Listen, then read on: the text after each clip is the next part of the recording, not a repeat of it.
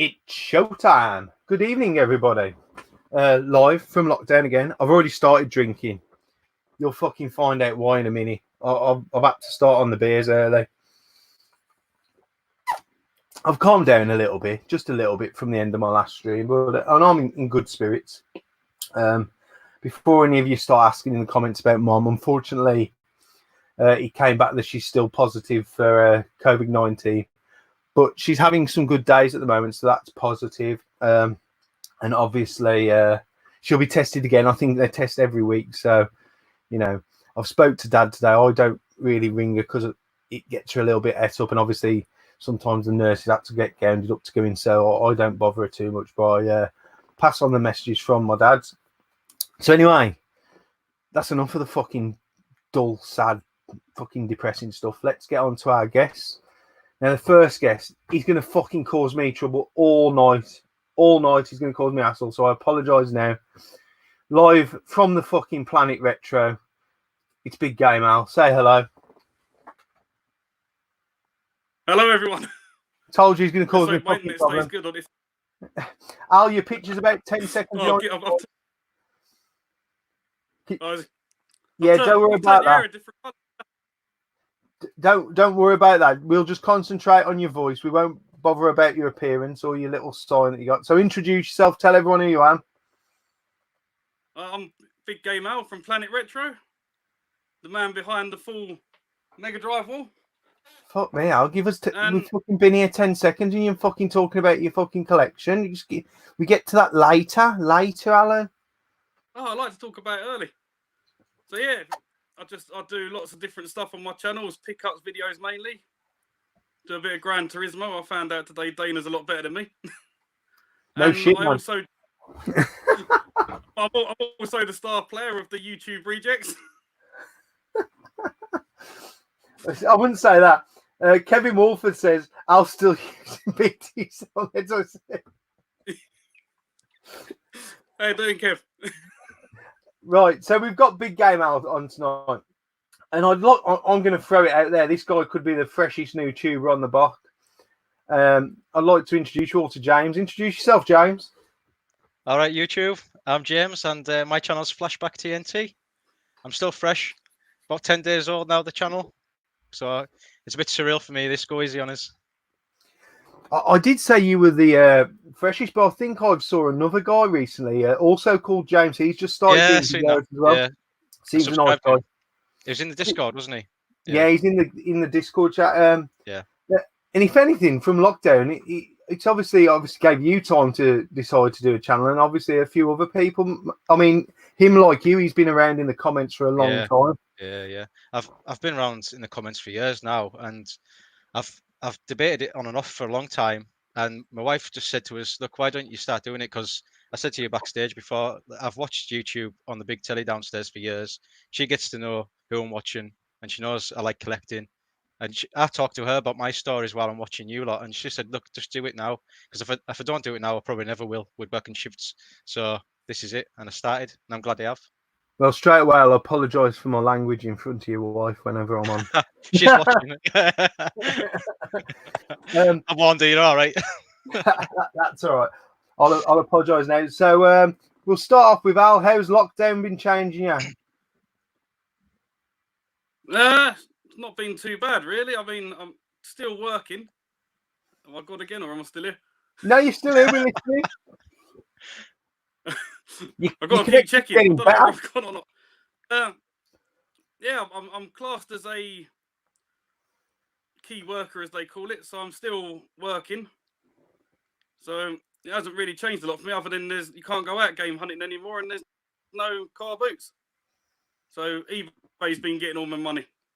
Well, you say, Al, you didn't fucking get to the boots anyway. You just buy everything from CEX full price and the eBay, don't you?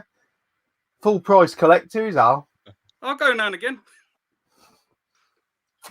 Fair enough. So you're still busy it's working. Not really changed.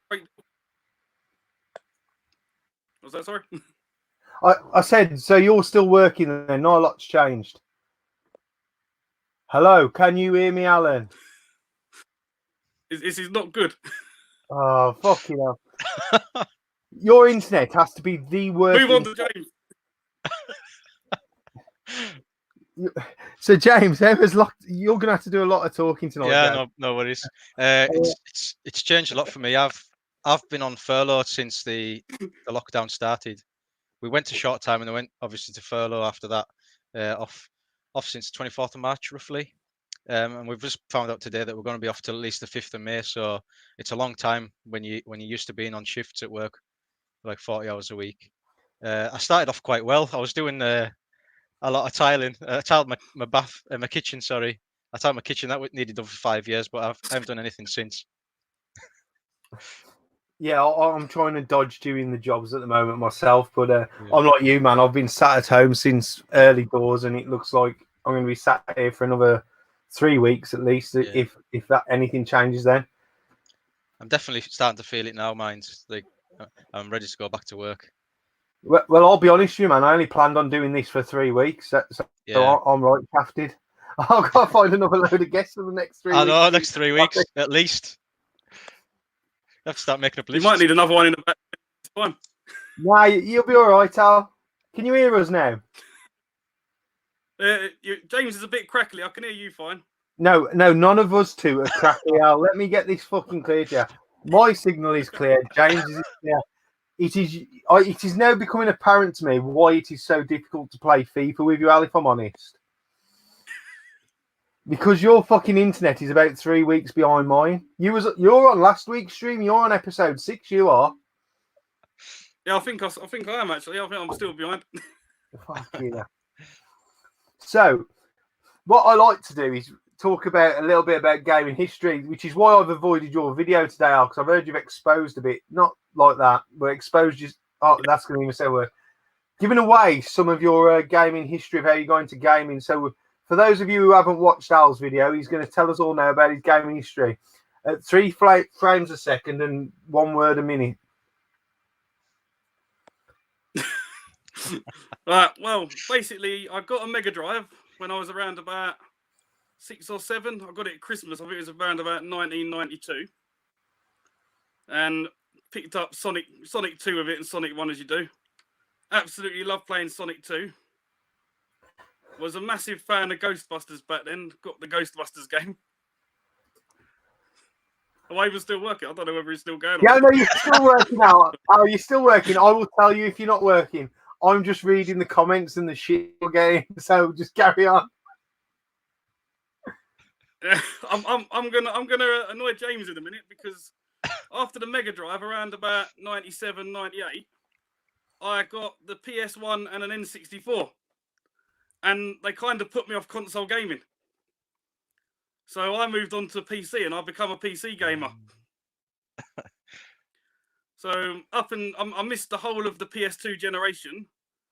And then eventually... Al, can I just stop you there a second? Yeah. Did you used to play these PC games online at all?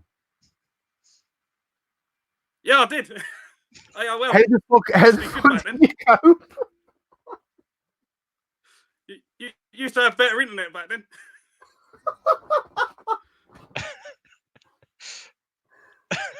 But yeah, then I sort of like went off gaming, and I used to go out with the nameless gamer down the pub. Like, we used to go 5-6 nights a week. And we thought, right, we need a hobby here rather than keep going down the pub. So we ended up buying the PlayStation 3 on the day it come out from Toys R Us.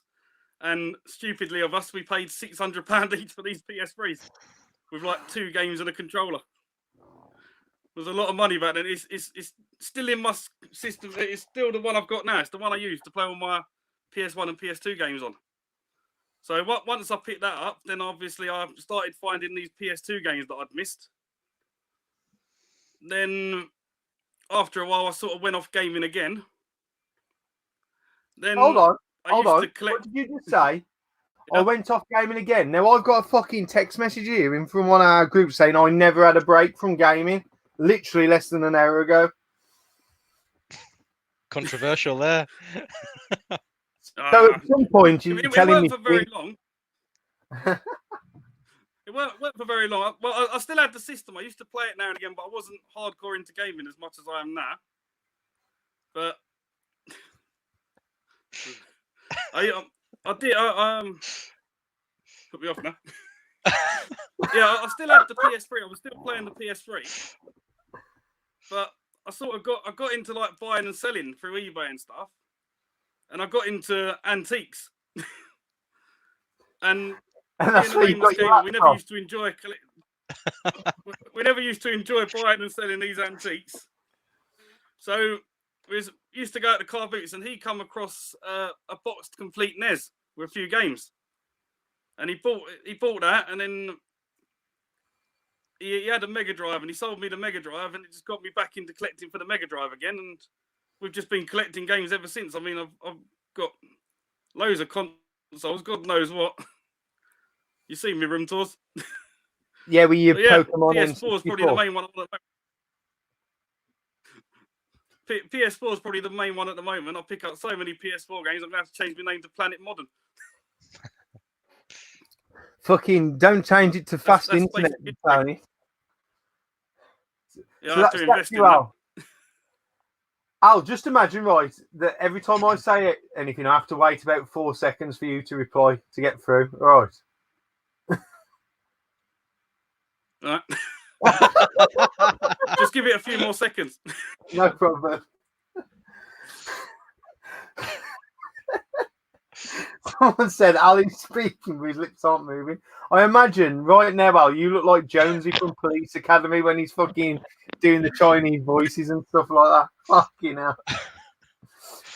So James, talk us through your history in gaming from when you first experienced games to where you got to today. Well, I've played games like for as long as I can remember. The first system I played was the Atari 2600. It wasn't mine. It was my dad's and my sister's, but I can remember playing it like the Star Wars or Centipede, Pac-Man. There was also some Game & Watches in the house. If people have got them, I've got a few in my collection myself.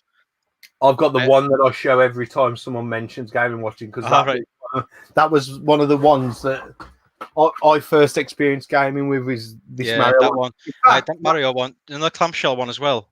Yes, I had that one. It's like a burgundy color. We had that one as well. Then we moved on to. I can remember my dad got a Master System from the car boot, and we played that for a while. I think we had two from the car boot sale in total. One had Alex Kidd built in, and the other one had Sonic. So I got to play both of those. And around the same time, my dad got the Amiga in the early 90s, which I've told the story about on my channel.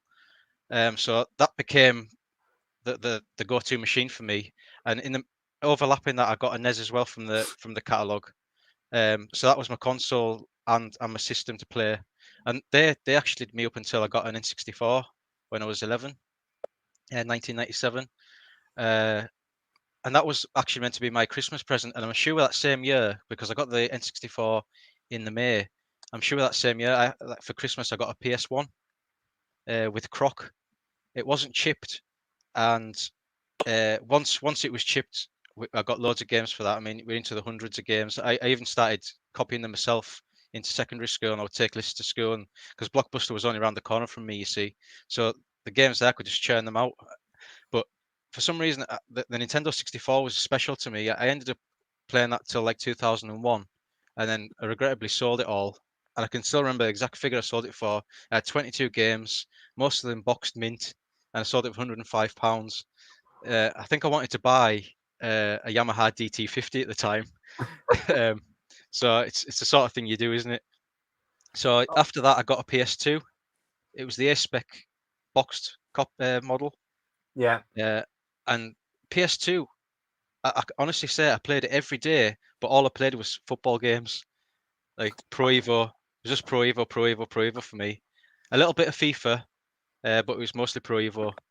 Then I got a GameCube as well because I wanted to play Resident Evil 4, and I've still got the actual GameCube and my games. So I've got my PS2 original and my GameCube original, but anything before that I haven't got anymore. I had to buy it all back. And then obviously went to the Xbox 360, and now I've got the everything of this generation: of PS4 Pro, Xbox One X, and the Switch. Al, you'll be happy to hear I actually dabbled in PC gaming as well. For Battlefield 2, do you ever play that? Oh, Go on, no, here. I better not ask you. Al, Battlefield 2. Can you hear James, Alan? Can you hear What me, was that? Alan? Yeah, I can hear you. I can hear James. He's just crackling a bit.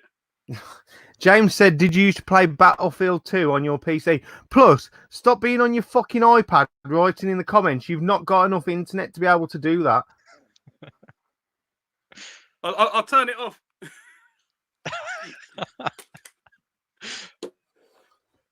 Only way I can see anything. Why have you not got fucking light bulbs? You got all Made it any them Mega better. Drive games and no fucking light bulb. But this is why I have to collect retros. I can't do modern gaming. Someone said in the comments, how does he play PS4? The answer to that is badly. Yeah. But Behind I'll reply to James. I played Battlefield, the games on the PS2, and much like yourself, I only played like a handful of games on the PS2 for such a massive library. Yeah. I was focused on like your first-person shooters and your football games. I think it was probably my age at the time. Like, no, I mean, 16, 17, 18. You're just playing football with your mates, aren't you, basically? You go around to their house, you have a few games of like Pro Evo, and then you go out uptown. That's sort of what we did. It was only the GameCube I sort of played by myself. I think I obviously had Resident Evil 4, and I played Metroid as well. That was the first Metroid games I ever played. I mean, you're lucky to still have some of your own original collection. Everything in here, I've had to rebuy. I mean, there's a lot more than what I mean. Like everyone knows, when you was a kid, you probably only used to have 10 games. Oh per yeah. You never But had stuff like you we did got play now. them. You played them to death, didn't you? Oh, I mean, you mastered them? Yeah, I think I completed every single game that was completable on my N64. 22 games. Obviously, the sport ones, you don't really complete them, but every game I had that had a story, I completed. Stu said something about World of Warcraft. I have no fucking clue what that is. World of Warcraft, yeah. Yeah. I only actually had to go on that this year. I've heard it's been re-brought out. I've heard they brought out the original again, didn't they? Yeah. Yeah, and I'd never actually played it, even though it's massive. It's so popular. Yeah, I think it's uber nerdy. That's something definitely Stu's into. Al, did you used to play World of Warcraft? Give him 4 seconds. I didn't hear that. So was that about the World of Warcraft? Yes. Did you used to play it? I've never played it myself personally, but my brother does. He's he's the one on it now, clogging up all the internet. You fucking blame your brother on everything. Internet, so I can't get on it. You blame. I used to have the Wi-Fi box up here. He took it back. You blame everything on everyone else all the while, Al. This was working perfect earlier today. You fucked with something, you have. If you'd have done it during the day, it would have been fine. It's because you do it at night. Everyone's on the internet. If I did it during the night, no one would be fucking watching, Al. Anyway, we'll start with Al. We're going to talk about your YouTube journey and why you decided to do YouTube and how long you hung around in the comments before you did a channel. So, Al, in 4 seconds, tell us your story. So, I used to watch everyone. I used to watch everyone on YouTube years ago. I mean, I started watching Stu, Tootie UK. He was one of the first channels I come across. Come across Dainster when he used to have long bushy hair. Not like now where he's got his little ponytail. Proper afro. Used to watch Holster TV. The Gebs. Metal Jesus Rocks. Other than that, there weren't really too many tubers I heard of. It's only through like what people that Stu had mentioned and yourself had mentioned, like that's how I started finding other different channels. But it wasn't until about a month after I started doing YouTube, because I only started in November. So it was probably around about December time I started finding out there was hundreds of people that used to do all this.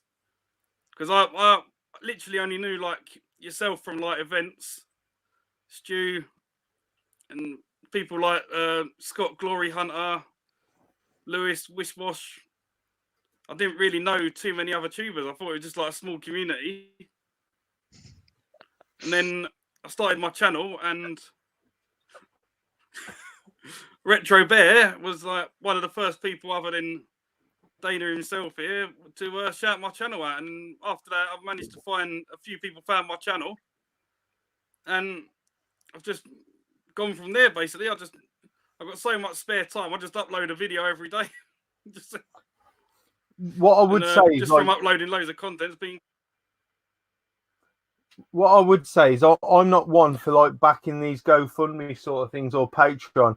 But if ever there was some poor fucker who needed one for a better bandwidth of internet, it's you, Al. Even I might give you a quid. Even Gus Newton might give you a quid.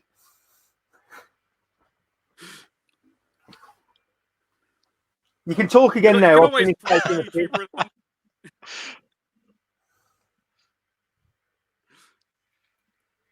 Go on, Al. You can carry on talking now. I'll finish taking the piss.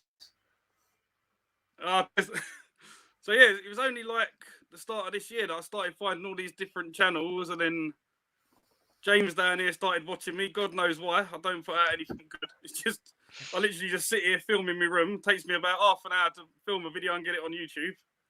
I don't do none of this higher production stuff. But yeah, I enjoy doing YouTube. If I didn't enjoy it, I'd stop tomorrow.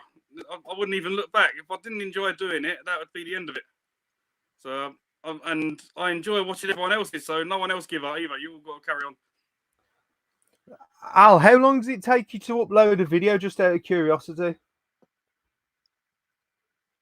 It doesn't actually take me long. I don't know why this internet's like this when I'm on live streams. Because when I'm uploading videos and stuff like that, I was able to live stream earlier, and when I do the Fortnite live streams, they're fine. It's just for whenever I go on StreamYard, whenever I go on with like Kevin Wolford and Game Boys Are Awesome, I always seem to be 5 or 6 seconds behind. I just don't know why. Can we not shout out other streams, please? This is the only stream on the internet. I only watch this show. I'm just kidding, man. Kevin Wolford, Kieran Games Boys are awesome. They do great streams. Go and watch both them guys. And Tony, Platinum, Gamer and Movies. Go watch Tony if he's about. I just want to mention that actually today is Kieran Game Boys Are Awesome's 30th birthday. It is, yeah. I watched his live stream and wished him a happy birthday. So if he ever comes in the Kev, go and fetch fucking Kieran because everyone wants to wish him happy birthday. So get him in the comments and we'll mention it to him. So Al, you can give your internet a rest for a bit because we're going to ask James about his YouTube story. Well, I actually started. I should have given him a few seconds there, shouldn't I? Yeah, you have to allow 4 seconds for him to respond to what I say. Well, I've actually used YouTube now since the end of 2007. I started watching COD montages originally when Call of Duty 4 was out, and that's what got me into YouTube. Do you remember the icon for YouTube on the iOS? Originally, it was like a little brown TV. That's when I used YouTube. I didn't have an account or anything. I just used to click on that and put in what I wanted to watch. Anyway, that went on for years, and I started getting like the feels for collecting again, early to like 2010s, and I started searching for videos to watch as you do. And I can remember I must have put in something like collecting N64 in the UK, and one or two of his videos popped up, and I clicked on his, and I was like, yeah, I like this kind of thing. So I created an account eventually because I used to just come on, search for Tutor UK, and just watch his videos because he was very prolific back in the day, uploading pickup videos and Tales from the Booter.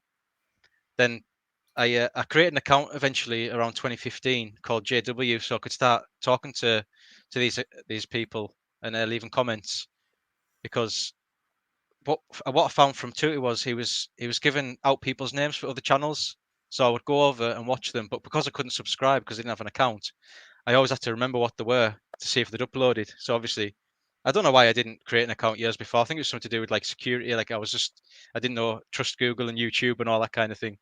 Anyway, once I started subscribing, it was a bit like a web then. Like Tutti was sort of the center, and I just went out from there. And somebody else would mention somebody else, and I just go around, and then before you know it, you're like into over 100 subscriptions. So the whole time I was collecting from like say 2013, 2014, 2015. Then when I started watching YouTube, I mean, everyone knows you start getting influenced by what you're watching, don't you? I mean, you see these people buying up games, and you want to get grouped by two. I'm not paid to say it. So I started thinking about doing my own YouTube videos, but because of the type of person I am, I was too nervous and I didn't know if people would want to watch. And then, as I described before, eventually it came to this point in time where my wife was just saying, "Why don't you go for it?" And when you look at what's going on in the world, I mean, what's wrong with just putting a few videos up describing what you like? And I especially like talking about what I know. I'm not bullshitting. It's my own childhood memories. You can't buy them, so I'm just sharing them basically with people.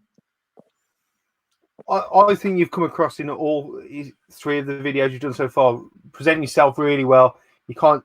Everyone's nervous. If I go back and watch my first videos, I'd probably massively over criticize myself of how I am because I didn't used to swear then. I wasn't as relaxed as I am now. And in a way, I mean, it was Chris who put me in touch with you from the Retro Heads who was on last stream. And I'm glad he is because I didn't want to reach out to you if you didn't want to do it, sort of thing, because it's a bit, when you're a new YouTuber, it's like someone said in the comments, you know, you could be jumping into the fire coming on here and I could be massively pulling you out your comfort zone.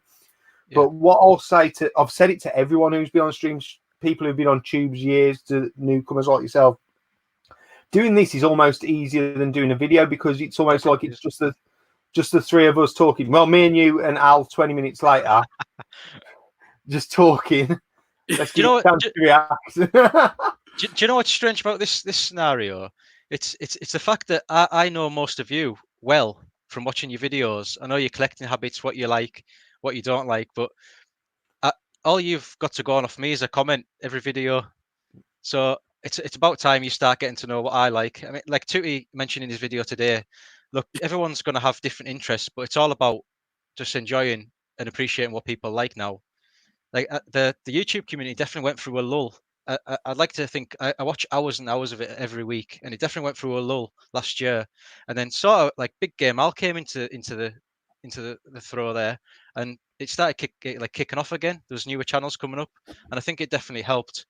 It's helped get the guys that are like veterans, so to speak, back in and got them interested again. And obviously, Al was the first one actually out of, because he puts out like a video a day. He was the first one to shout me out, which I appreciate a lot. Tootie shouted me out. Sega Zombie, who's got loads of videos that I like because he talks about his nostalgic sort of memories. Cine Steve put my name out of it as well.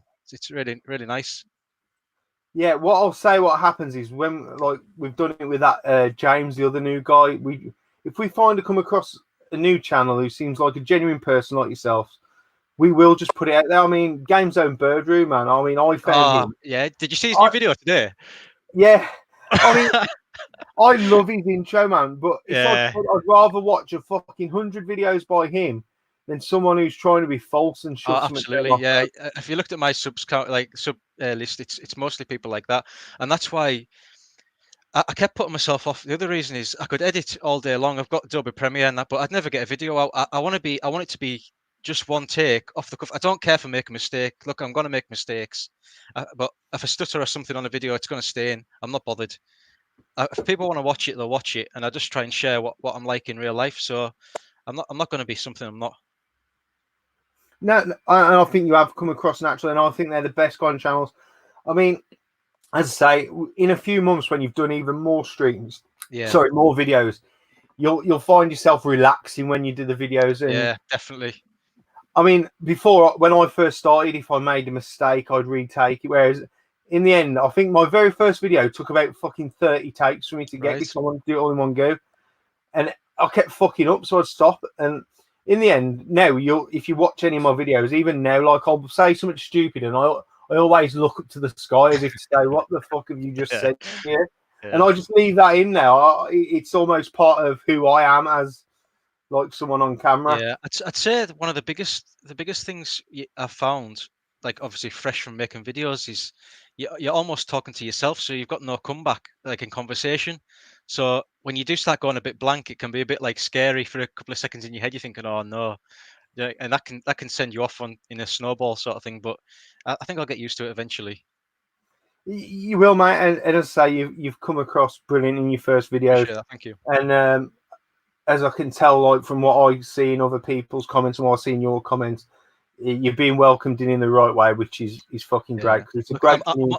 I'm under no illusions. I've got the subscribers I've got it's because you lads have put my name out there and you've all come together and subscribed basically. I mean, I haven't done enough work to deserve what I've got yet. So I really appreciate it. You've basically given me an audience straight away who are gonna enjoy what I put out, and I enjoy what they put out. Do you know what I mean? Like you've got something common straight away. So that's all I want. I don't want to be big. I'm not a celebrity. I just want to talk to people that are like-minded. I wouldn't sell yourself short though, there, mate, because you've been around in the comments a long time. And once we found out that you're the guy who's been in everyone's comments for so long and you set up a channel, it's almost like a thank you from us for like saying you've always supported our channels. Now we're going to support you, kind of thing. And that's the way. I really appreciate that. Thank you. Yeah, I appreciate that. No. So we'll get back to Al. We'll let Al have a little talk a bit. Alan, you're going to be able to catch up with us. Can you hear me? Alan? I'm still here. Fucking hell. That's more than 4 seconds now. I'm thinking of restarting my phone though to see if that'll make it any better. Okay, me and James will hold the fort. If you give me 2 minutes, I'm just going to restart my phone. Okay, me and James can hold it. Don't worry. Fucking hell. I told you he'd be a fucking nightmare to have on with us. So I was going to ask him about his full Mega Drive collection. Yeah. And then go over to you about your full N64 collection. Just tell us that journey then. Well, it started basically because I wanted to get the games back that I got rid of for like the 105 quid. I knew that day it was the shop was Games X. It was a second-hand game shop. And I just remember thinking at the time, like I've been ripped off, and I regretted it instantly because I looked after my stuff then. And I just thought, oh, I'll never get that back. And obviously, when you start working, you get money, and you got money to spend, haven't you, on hobbies and stuff. And I started buying back the 22 I had. I always remembered them in my head chronologically what I wanted, and I wanted them back mint. So I started buying them back, and eventually I stumbled across an auction for like a big bundle of games, and I knew just through the community that in one of these games that itself was worth a lot of money. So I put a bid in, and I won the auction, and it came with 20 odd games. And this one game itself, like I worked it out recently, like I only paid around £18 for it, but it's an expensive game. It can go for easily over 300. It's Rush 2049. So I thought, you know what? I quite like this. I quite liked having the extra games in the set. So I thought I might go for this. And this is around the same time that I was watching 2E Collect from CX. So around 2016, 2017, I really went for it, and I started buying up on Facebook groups and stuff like that. I was trying my best to get as mint as I could, but those some games in cardboard boxes are really hard to find. And through that, I met quite a couple of good friends, and we joined in a WhatsApp group, and we actually spurred each other on. There's Kev, he's probably in the chat right now. He's been a really good collecting partner. I mean, you're bouncing off each other all the time. You're influencing each other, and he has a really good eye for mint. His collection, believe it or not, he's got a full collection as well. His is even better than mine. It's probably the best. I'll say this in the world that I've seen so far. So that's how I came to the full. That's him. That's how I came to the. Yeah, that's Kev. So by April 2018, I had the full UK PAL set. So I just needed the 3 Australian plus I counted the variation, which was HSV, and I eventually got them. And it was October 2017 for the full set, full UK PAL set, and then October 31st, 2018 for the. Oh, he's back. Al, you're back. Hi, Al. I'm back. Can you hear me?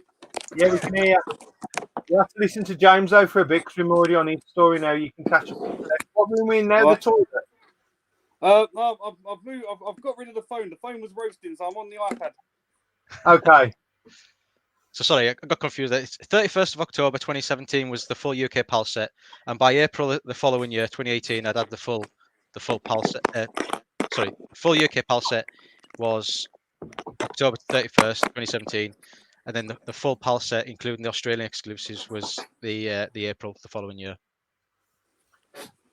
You've not just got the games though. I can see behind you. You've got like the variants of the coloured controllers and everything else. Yeah. And them like graded games. Is it the Zelda? Yeah, those. Yeah, that's a graded Majora's Mask. That's a sealed Zelda which Kev got me. That was my most recent purchase actually. Kev found a seller selling 2 of those, and he told me about them. Right, well, I'm not having none of that shit. I'm coming round your house and fucking opening them and playing them. I'll tell you now. Hey, so I got that for the same price as it would have been brand new back in the day, believe it or not. And then the rarest one I've got is that Toy Story there, which has been graded. And I thought that was Buzz Lightyear. I could see from here. Yeah, that's a UKV PAL copy, which is if anyone collects N64 box knows it's almost impossible to find mint. But I actually got that on eBay for 200 quid, and the guy that sold it got it from the car boot for £2.50. Raz says you got all the PAL exclusives. If you've not met Raz, he's a very ignorant man. He's from Sweden. He doesn't fucking listen. I recognise Raz. Yeah. He's in Raz, the worst broken English ever.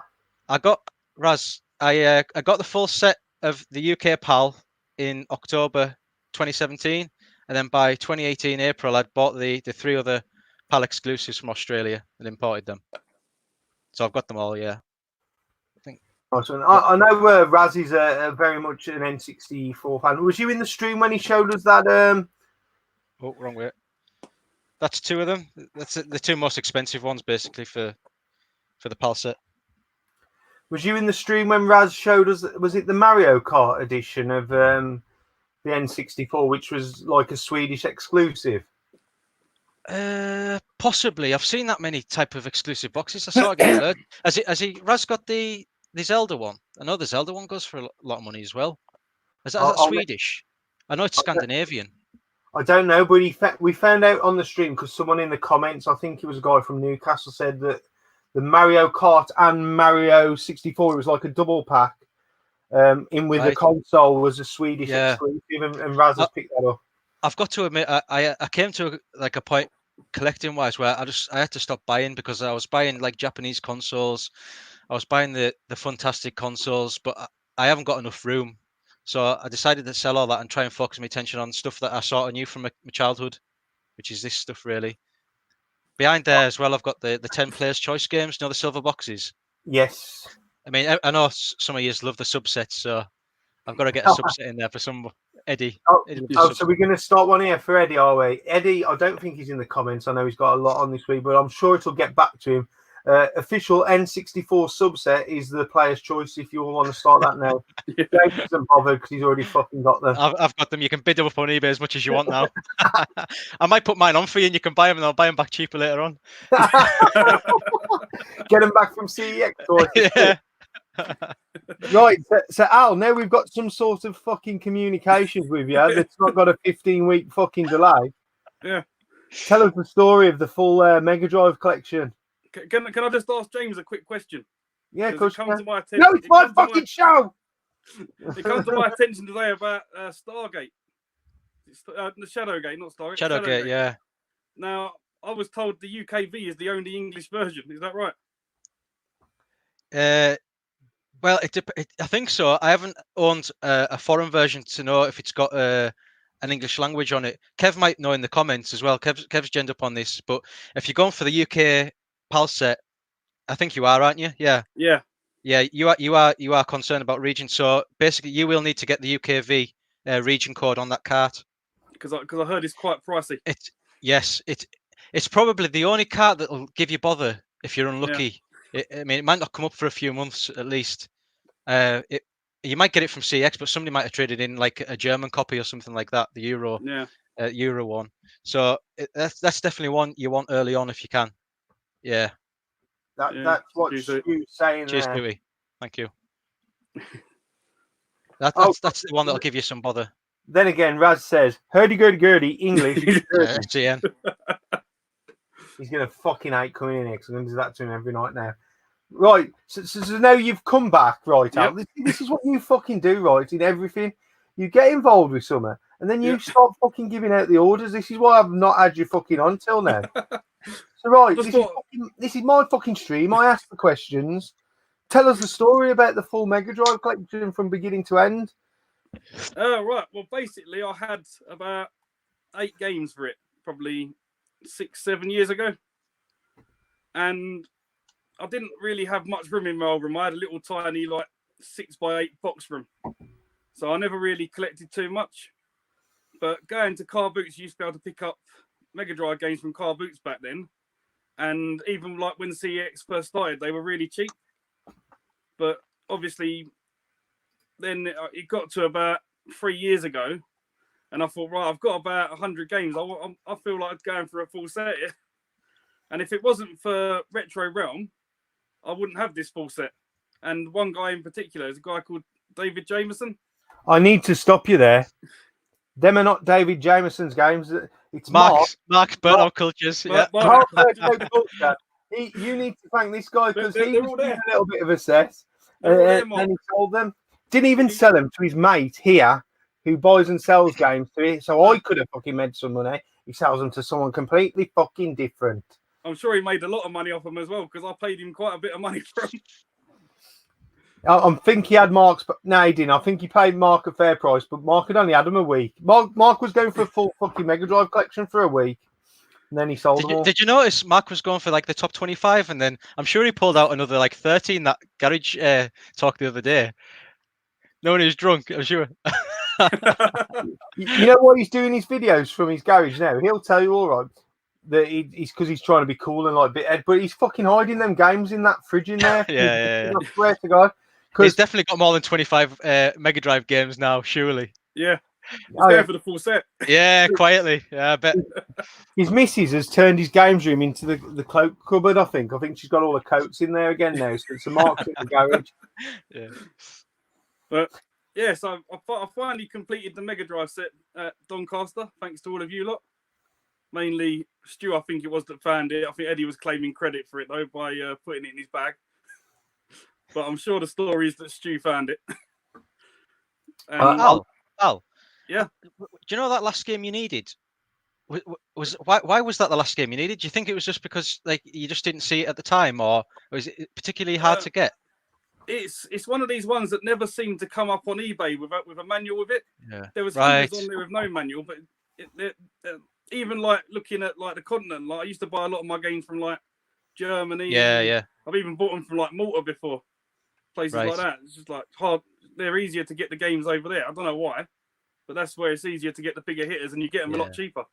We found that, me and Kevin and another lad who collects, we found going to the continent for particularly sports games for the N64, like basketball. They're a lot easier to find on the continent than they are in the UK. Yeah, a lot cheaper as well. Yeah, you can get a lot of bargains. But yeah, so I finally finished that one off with Super Baseball 2020. Now I'm going for the full UK NES set, which everyone is confusing with Poway, which is not, because Poway had a lot of games that wasn't released in the UK. Right. And as of recording this, I'm 9 games away from that now because I bought another one today because I'm a madman and just keep buying. Can we get an exclusive, Al, on what that game is? Come on, Al. Fuck, I remember what it was. I told you earlier. Oh, yeah, right. This would be a nice, interesting story. So what happens is, there's a group of us, I don't know if you know, James, we play FIFA together on the PS4. Yeah. Cindy told us about that, but I don't have FIFA 19. But what fucking happens is, right, I think it was Quinny today, the little knob. Yeah. He fucking asks Alan a question mid-game, right? And then the next thing you know, you're passing around and fucking Alan's character's just stood still. And I go, Al, have you sure it wasn't his internet? No, I'll go, Al, have you gone to look for that game? He's gone, yeah. And he just walked away. Well, what was it you did the other day? We were streaming it, and he's replying in the comments while we're playing, trying to pass the ball around. But none of you lot was reading out what the people were saying. We have to interact with the fans. The fans. Can you please stop calling subscribers or fucking viewers fans? You've not got a fucking backlog. Yeah, James is on the Guinness. Fair play to you. I've got the buds in the fridge, Tootie. Al's on his bubblegum bar, which I actually drink that. Al's on call, so I'm going to give Al a break here. Yeah, I'm technically getting paid to be on here, which is good. Might Not by invest it in fucking something, me, innit? you know.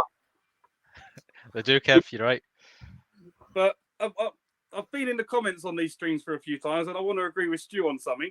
What's that? If you're collecting something, you've got to go for the full set, or it's not worth collecting.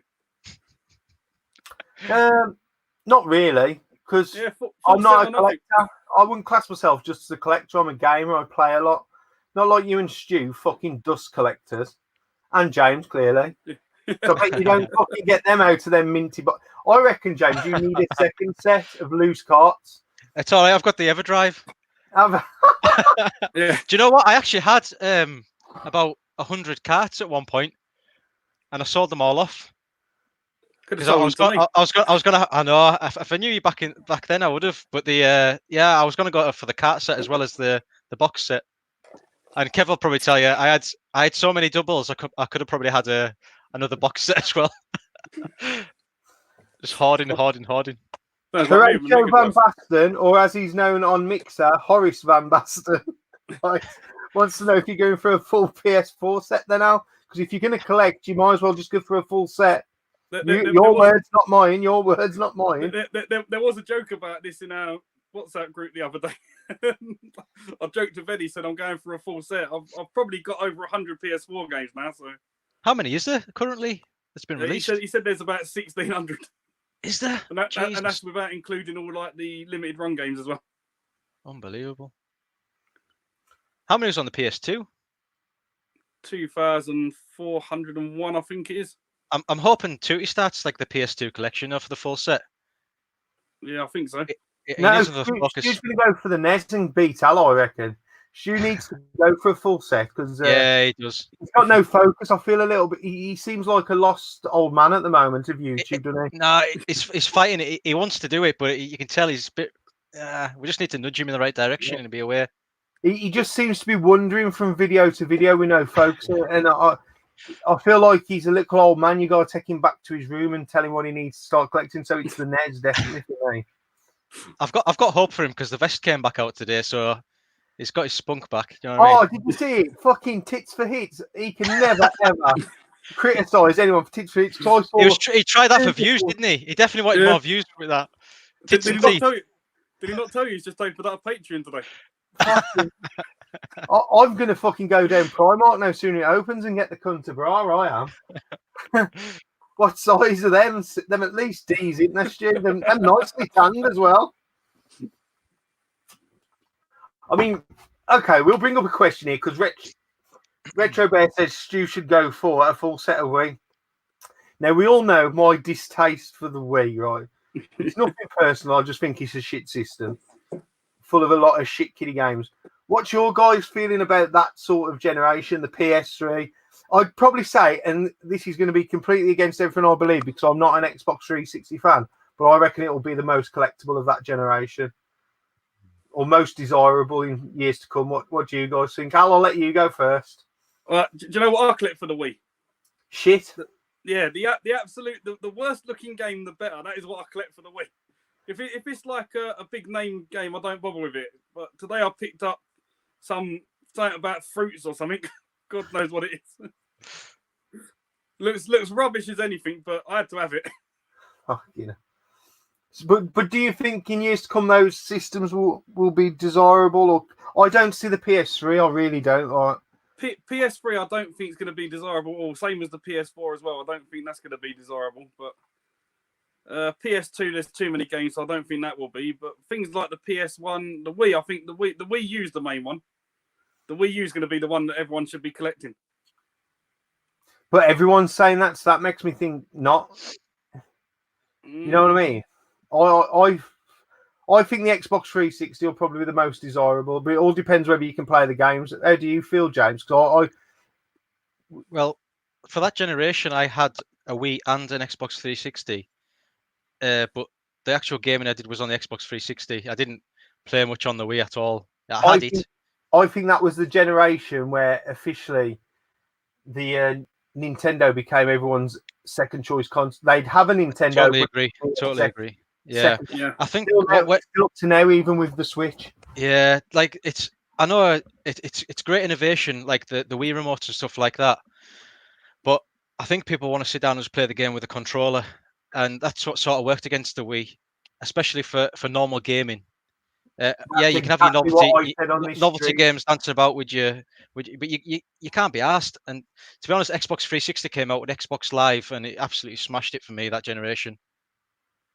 I think PS4's it smashed this generation, but Xbox 360 was like the go-to console then for me, especially with all my friends. Everyone at my work played Xbox Live on Xbox Live. But as far as collectability goes, like I think with any system you're gonna have collectible games because some games will always be more desirable, especially if they didn't sell well or they have a cult following and they weren't mass produced. I honestly, I'm so like my Xbox 360 collection's so like generic in terms of what people played. Like all my games were popular. I didn't have these obscure maybe RPGs and things that people might want to collect in the future. But I know like my friend Kev again, he collects sealed games. And he knows what are particularly quite hard to get at the moment in time. And Can we have Kev's address and house so I can go around and I do wish, an yeah. open? It's I just want to go around and open them. He can keep them all. I just want to fucking put a pile of wrappers on the floor in his room. Yeah, so I genuinely don't know what will be collectible for either system, but I think I agree with the fact that PS3 wasn't really. It just doesn't have that like aura about it. But I think the Wii, it's got that much shovelware that it's sort of spoiled it for a lot of people. I said exactly the same on the stream a few days ago. I don't even know if it was when Russ on. If the Wii didn't have that stupid fucking controller and nunchuck, Yeah. and Yeah. all the games you remembered being promoted were like those family packing games. Yeah. If it was also concentrating on actually being a console with a controller, because there's some good titles on there, it might have done better. There is a lot of good titles on there that hold value now and they're rising, aren't they? They are stuff to get. And there's probably some really good games to play with a normal controller if you just plug it in.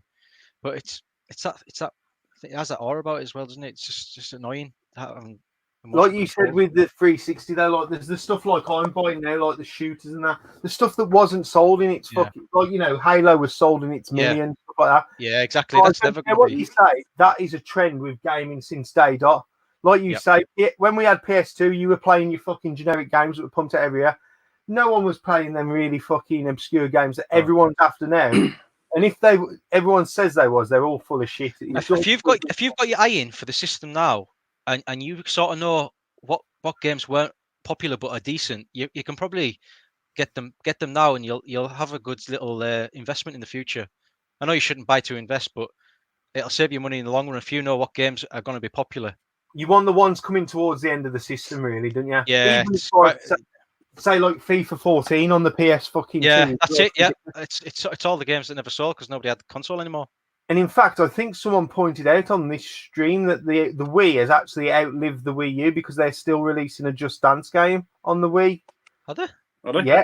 I didn't know that. After they'd released one on the Wii, like the Wii U's finished but obviously because they sold fucking millions of fucking the Wii's. Because as I say, that was for me when Nintendo officially became everyone's second console. Yeah. Like I had a Wii and I think that was down to their price range, which was really clever of them because you could. What was a Wii? Was it like fucking 200 quid on launch, something like that? Yeah, it was cheap. I'm sure I got one brand new and it was only like £140 at the time. Yeah. So like that was when they became the second thing. But they're still releasing a Just Dance game apparently, so it's officially outlived the Wii U. Wow. How many games were released for the Wii U? I don't know, but I do believe Lewis, he was never in the comments because he's that fucking ignorant, although he's my mate, he never watches my streams. He's pretty much got a full, in fact, I think he's pretty much nearly got a full sealed set of Wii U as well. Is it smaller than the N64 library? Yes, it's under 200. It's in that, it's right. like 160 or something. It's something ridiculous like that. I mean, like bang for buck, you've probably got a lot of good quality games in there. Well, a lot of them are either upgraded Wii games, isn't they, or downgraded Switch games, isn't they? Yeah. A lot of them are on the Switch now, like the later titles that come out on the Wii U, like your Zeldas and stuff like that. Obviously, got the Switch releases. In a way, like Nintendo were clever to release it for the Breath of the Wild for the Switch. Yeah, it's quite lucky in for the lifespan of the Switch that it came out for that because it give it a good head start. And now the Switch, for me personally, it's a really good system. and the support for it now is fantastic. Retro 48K reckons there's definitely less than 300 on the Wii U. Right. I'm sure I looked it up before. I think it's around about the 170 mark, 160 something. It's not. Are you going for that, Al? Are you going for that one? Yeah. I haven't got one game of it yet. All right. See, I've got never the played a Wii U. I've never touched one. I've never touched one. Yeah. Nor have I.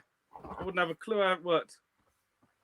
I almost think that was a tester to see how that handheld controller. Yeah. You walk away from the console. Yeah, I think if they bought that out and it wasn't like people were using it and thought it was good, like if they just sold a load of like pro controls or what, they probably wouldn't have gone forward with the Switch. I think that was a little bit of a tread in the water. I class the Wii U as like a hybrid system between the Switch and the Wii. I've never played the Wii U, but I've heard a few people say that the handheld is actually a lot more comfortable than the Switch itself. Yeah, there you go. There we go. Official number 157. So due to UK, if you're not going to do the NES, come on, Tony. Most of the games on it are so cheap as well. Yeah. Stu's giving me some shit here. I never touched one. It's not got COVID-19. No, I'm just saying I've never handled or played one. You know, much like you with a fucking penis. You've never touched one because you can't fucking find it. Now fuck off. Shit on my own stream. Yeah, but 157's doable. But what I imagine in there's going to be some big fucking hitters because didn't they have like some games that were purely limited edition? They get released with like extras, don't they? So, like for me personally, if I went for that, it'd be a nightmare trying to find them in really nice condition, unless you can get them sealed. But then you're talking a lot more money. I mean, I've got no idea about Wii U, so maybe I'll just wait a year and wait till Lewis goes on holiday and just nip round his ass. Imagine doing the YouTube video, instant Wii collection. That sounds like some fucking dark web fucking site. Hello Kitty. Oh.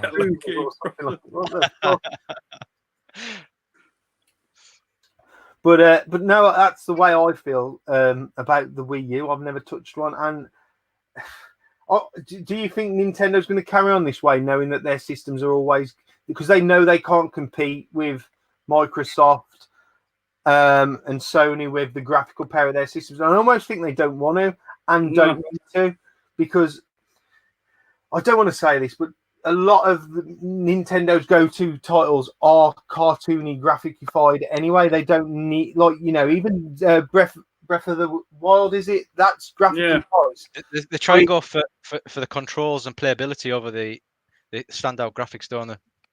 Yeah. I think they're happy to settle for being the second console in the house. Yeah. They're not even the second at the moment, though. They're third. Yeah, that's no, but they are second. I don't know.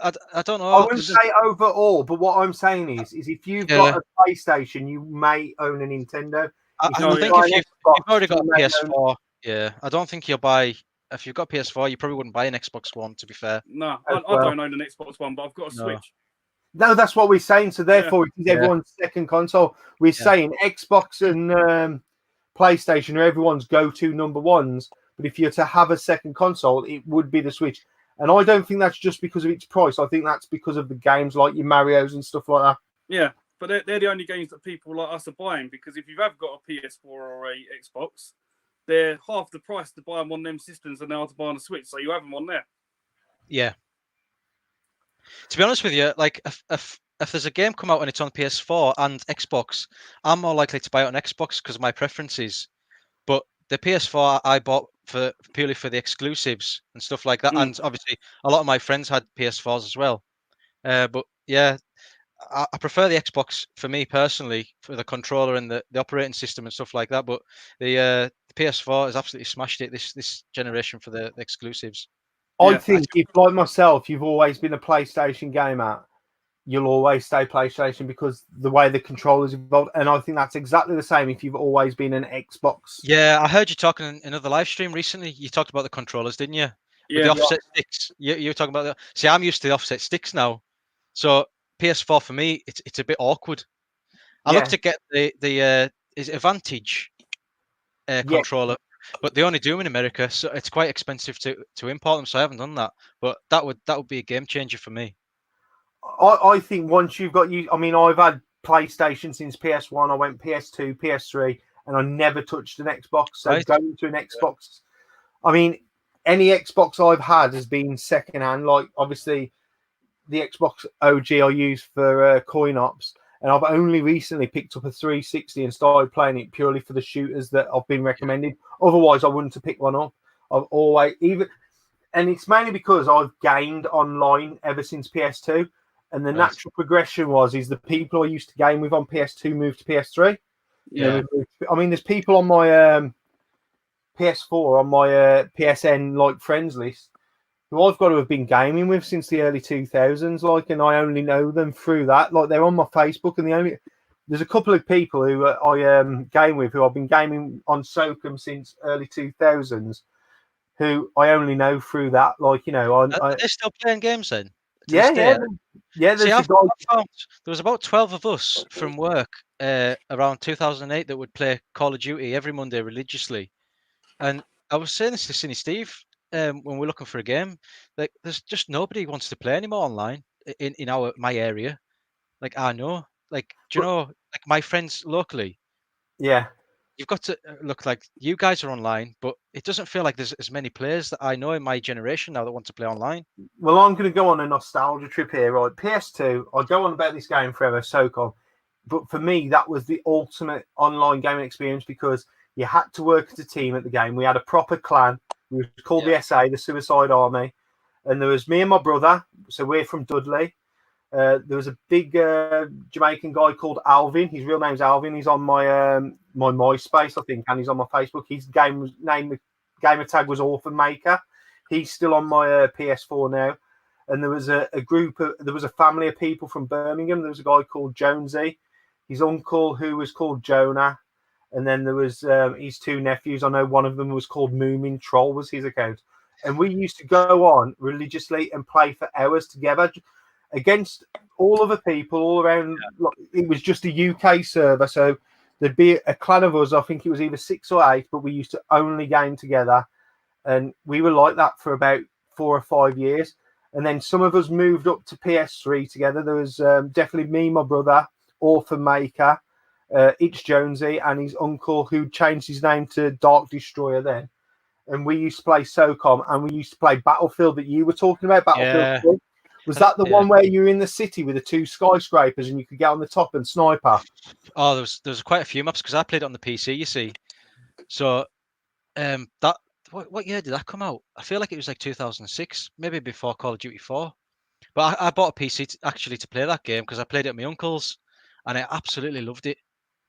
Battlefield was immense. But that's what we naturally moved on to because SOCOM changed and tried to become like COD. Have you got SOCOM next to you there? I recognise. What does the box look like? I need to see the box. SOCOM's got the Navy SEALs on. Hang on, I've got them here. It was actually, yeah, these are them. Yeah, have you got the big box with the headset in it? Amazing. Yeah, they used to come in a big box with a headset. Funny story, right? Because me and my brother would never buy, like, we used to break the headsets. So we'd fucking have to get new headsets. And I used to say it was, at one point, it was cheaper to buy the game with a headset second-hand. Yeah. And me and my brother would never buy a second-hand one with a headset because what about if that person's put the fucking headset somewhere? Yeah. And we just wouldn't risk it because with the headset, used to be really cheap and flimsy. Yeah. But that game used to be brilliant, and that was my first experience of like an online community playing together. Like we had a Greek guy who lived in London. He used to play with us. His name was Zeus Athens, and the one year he went to visit his family in Greece, took his fucking PS2 with him to play with us, and the lag was worse than fucking hell's. I've never seen nothing like You sure about that? But as I say, some of them is still. I think when I first got my PS4, we all got together and had a little game on one of the CODs. But now, like, we all play different games. Like, and it's not the same. Like before, you'd be in like a lobby and you'd just talk to your team. Whereas when it moved to COD, it was open comms. You got some dickhead playing fucking music. Yeah. Someone screaming down a headset. You have to create a party, don't you? And then mute the lobby. Yeah. Yeah, definitely. But then you don't get the full interaction of what the teamwork should be like. there was that many of us playing COD that we could have a private lobby every single week, and it was perfect that way. Everyone's connection was decent, and we all knew each other, so it was a good laugh and a good banter. But yeah, I know what you see, because if you could at least just get your team to all be like, Yeah. you know what I mean? Whereas when you're thrown into random parties now, you don't work as a team. Everyone just plays for themselves, which to me defeats the object of what online gaming was meant to be. Yeah. But we had so many good times and so many laughs with that. Like, and also back then you used to have to press circle to talk, so you couldn't just keep shouting. Right. You had like a push to talk button, which I know is a thing with PC gaming a lot. So I never ever went online with PS2. So what did you have to do there? Like plug it into your modem? No, what I'll show. If you had the fat one, yeah, Yeah. you used to buy an Ethernet adapter, which was like a square block. Yes. And a lot of people are after them now because you can put a hard drive. It had a fit in for a hard drive. Right, so you can hack people are like saving backups now to a PS2. Yeah. But then when I remember when they revised it and released the PS2 Slim, you could go back to game and take your PS2 Fat and swap it for a PS2 Slim because they improved the hardware that much, and you then got the Ethernet cable built into it. Yeah. So that was my first online experience. I mean, I competed in online FIFA leagues where you had a week to complete your fixture and stuff like that, all through the forums. It was really good, and but it seems to all just gone away from that now. You're just thrown in with a bunch of people unless you do what we do and we just play together, sort of thing. Do people still back out the games when you're playing FIFA if you're beating them? Yeah. We had one today because they hit the bar in the 70th minute. It was 0-0. It was 0-0. They hit the bar and they just quit. They're probably seeing Big Al lagging across the pitch, across the stadium, and I can't play against this. I need to get back to a question that Dylan asked about fucking 15-20 minutes ago. Yeah. He wanted to know, James, why you picked the N64 over the Saturn and the PlayStation. It was the one that really like stuck in my memory, and I have the most nostalgic memories of it, to be honest with you. Can you remember GoldenEye, for example? I mean, I can remember sitting on the floor. I had a piece of cardboard across my 14-inch portable. I would play on the bottom screen. My dad would sit above the cardboard, and he would play on the top half, and then you couldn't look at each other's screens. It's memories like that. I mean, obviously, I used to play with my uncle as well, the same way. Or every game that I played, I completed. Whereas the PS1, I had it at the same time, but because they were always burnt discs, you have that age-old problem of I've got too much to play. So I just ended up playing Resident Evils and stuff like that with my friends when they would come round. But it's because of the artwork of the boxes. I had them original, and purely because of the regret of trading it in as well. It's just held so much nostalgia, and I wanted it back. That's fair enough. I don't know if you meant like why back in the day you picked the N64. Oh, sorry. I'm not sure because I can't remember what we were talking about this time you asked. Yeah. I honestly, I think it was because I've said about going to Morrison's with my mum and dad every Thursday, and I can remember the first Thursday of every month the Nintendo magazine would come out, and because like I didn't want to walk around with them, I'd go to the magazine aisle and flick through the magazines, and I just started reading the Nintendo because I knew I had obviously the NES back in the day, and I can remember seeing it was around issue 52, 53, 54. They started talking about the N64, and it came out. That's why I never got it instantly. And I honestly can't remember asking for it, but I must have done at some point in time because I seen Super Mario 64 in a kiosk. I'm sure it was in Virgin Media Stores. That's why I bought the console from there. I just remember thinking, like, this is blown my mind because most of my hours had been spent on either Super Mario Brothers 3 on the NES, Sonic on the Master System, or on Amiga, like countless copy games, like Super Frog, for example. And once I'd seen Super Mario 64, like to me, that was real. And I seen ISS 64 like a few months later, and like, did you ever play the ISS games on the 64 or not? Like, I can remember that after Sensible Soccer going to that. Oh, absolutely amazing! I just need to deal with the Swedish chef from the Muppet Show again. Don't want us to get to think he, as a retro gamer. To be honest, all he plays is FIFA and first-person shooters. Raz, one. Why do you always wear fucking headsets when you do a video, but you've not fucking got them on your head? 2, all I see on your fucking channel is switch this, switch that. Fucking Raztendo. Raz bollocks is what I say. You know where the door is.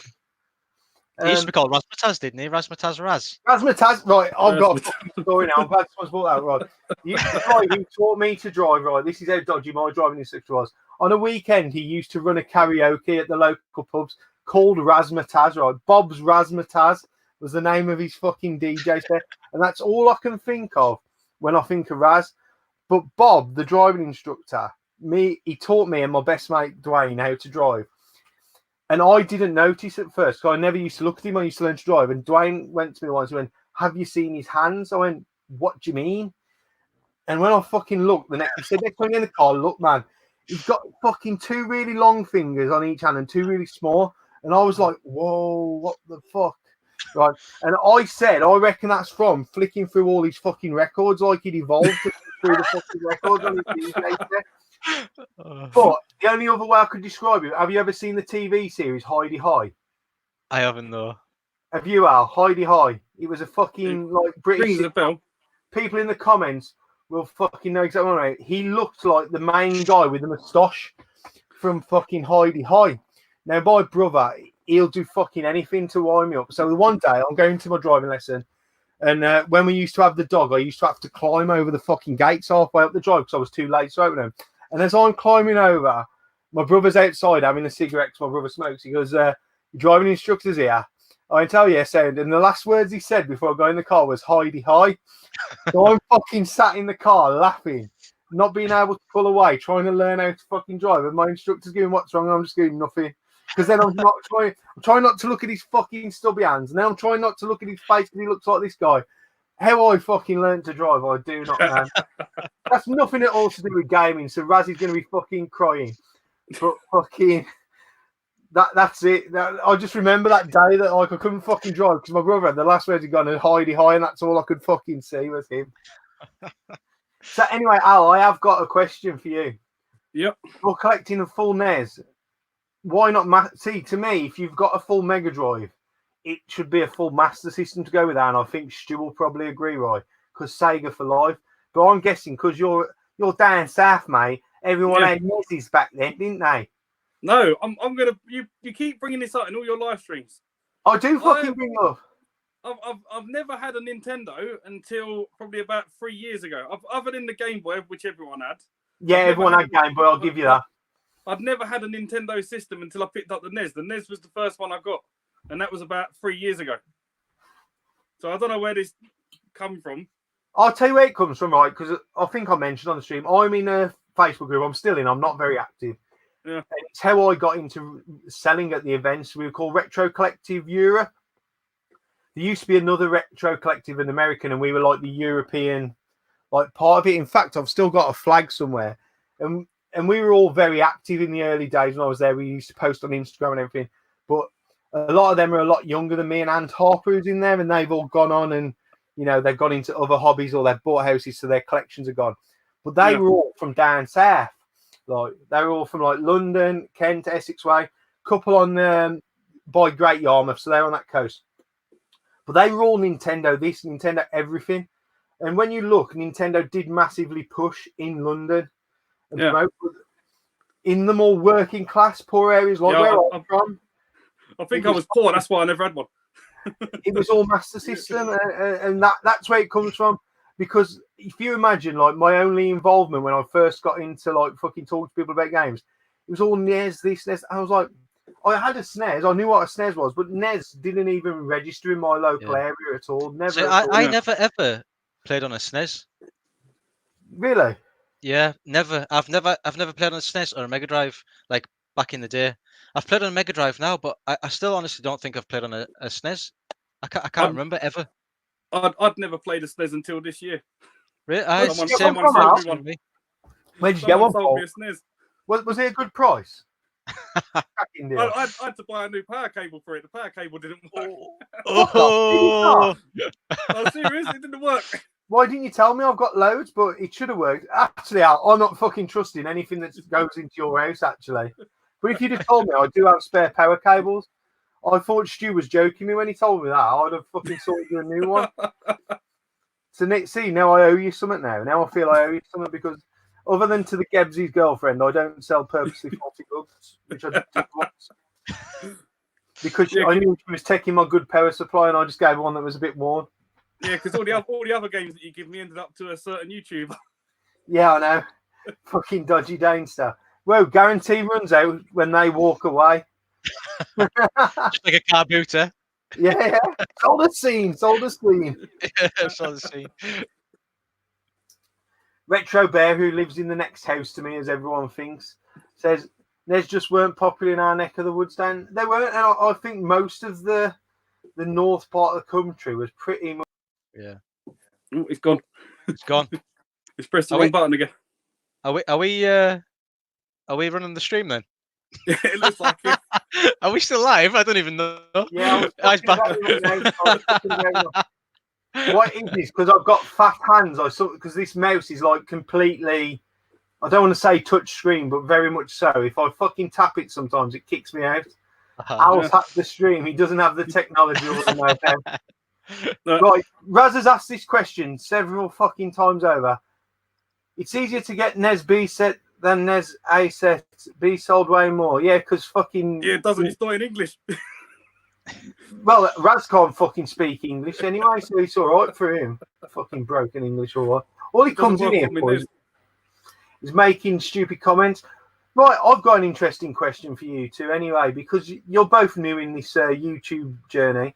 I'm not saying where do you want to be in YouTube, but what has YouTube brought to you? Like, how have you felt like being brought into the community and, you know, what you'd like to get out of YouTube as a thing? So we'll get to Al first. I've already gone past where I wanted to be. I was happy to get 100 subs, and now going over 200. I'm well past. If everyone unsubbed to me now, I'd still be happy. I was happy hitting that 100. That was it.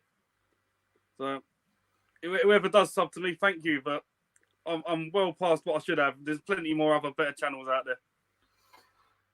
That's subject to opinion, man, because we've all got different tastes, and I know there's a lot of people in these comments here who not just come to look and see what you've got, they come for the person and the stories they tell and to relate to that person.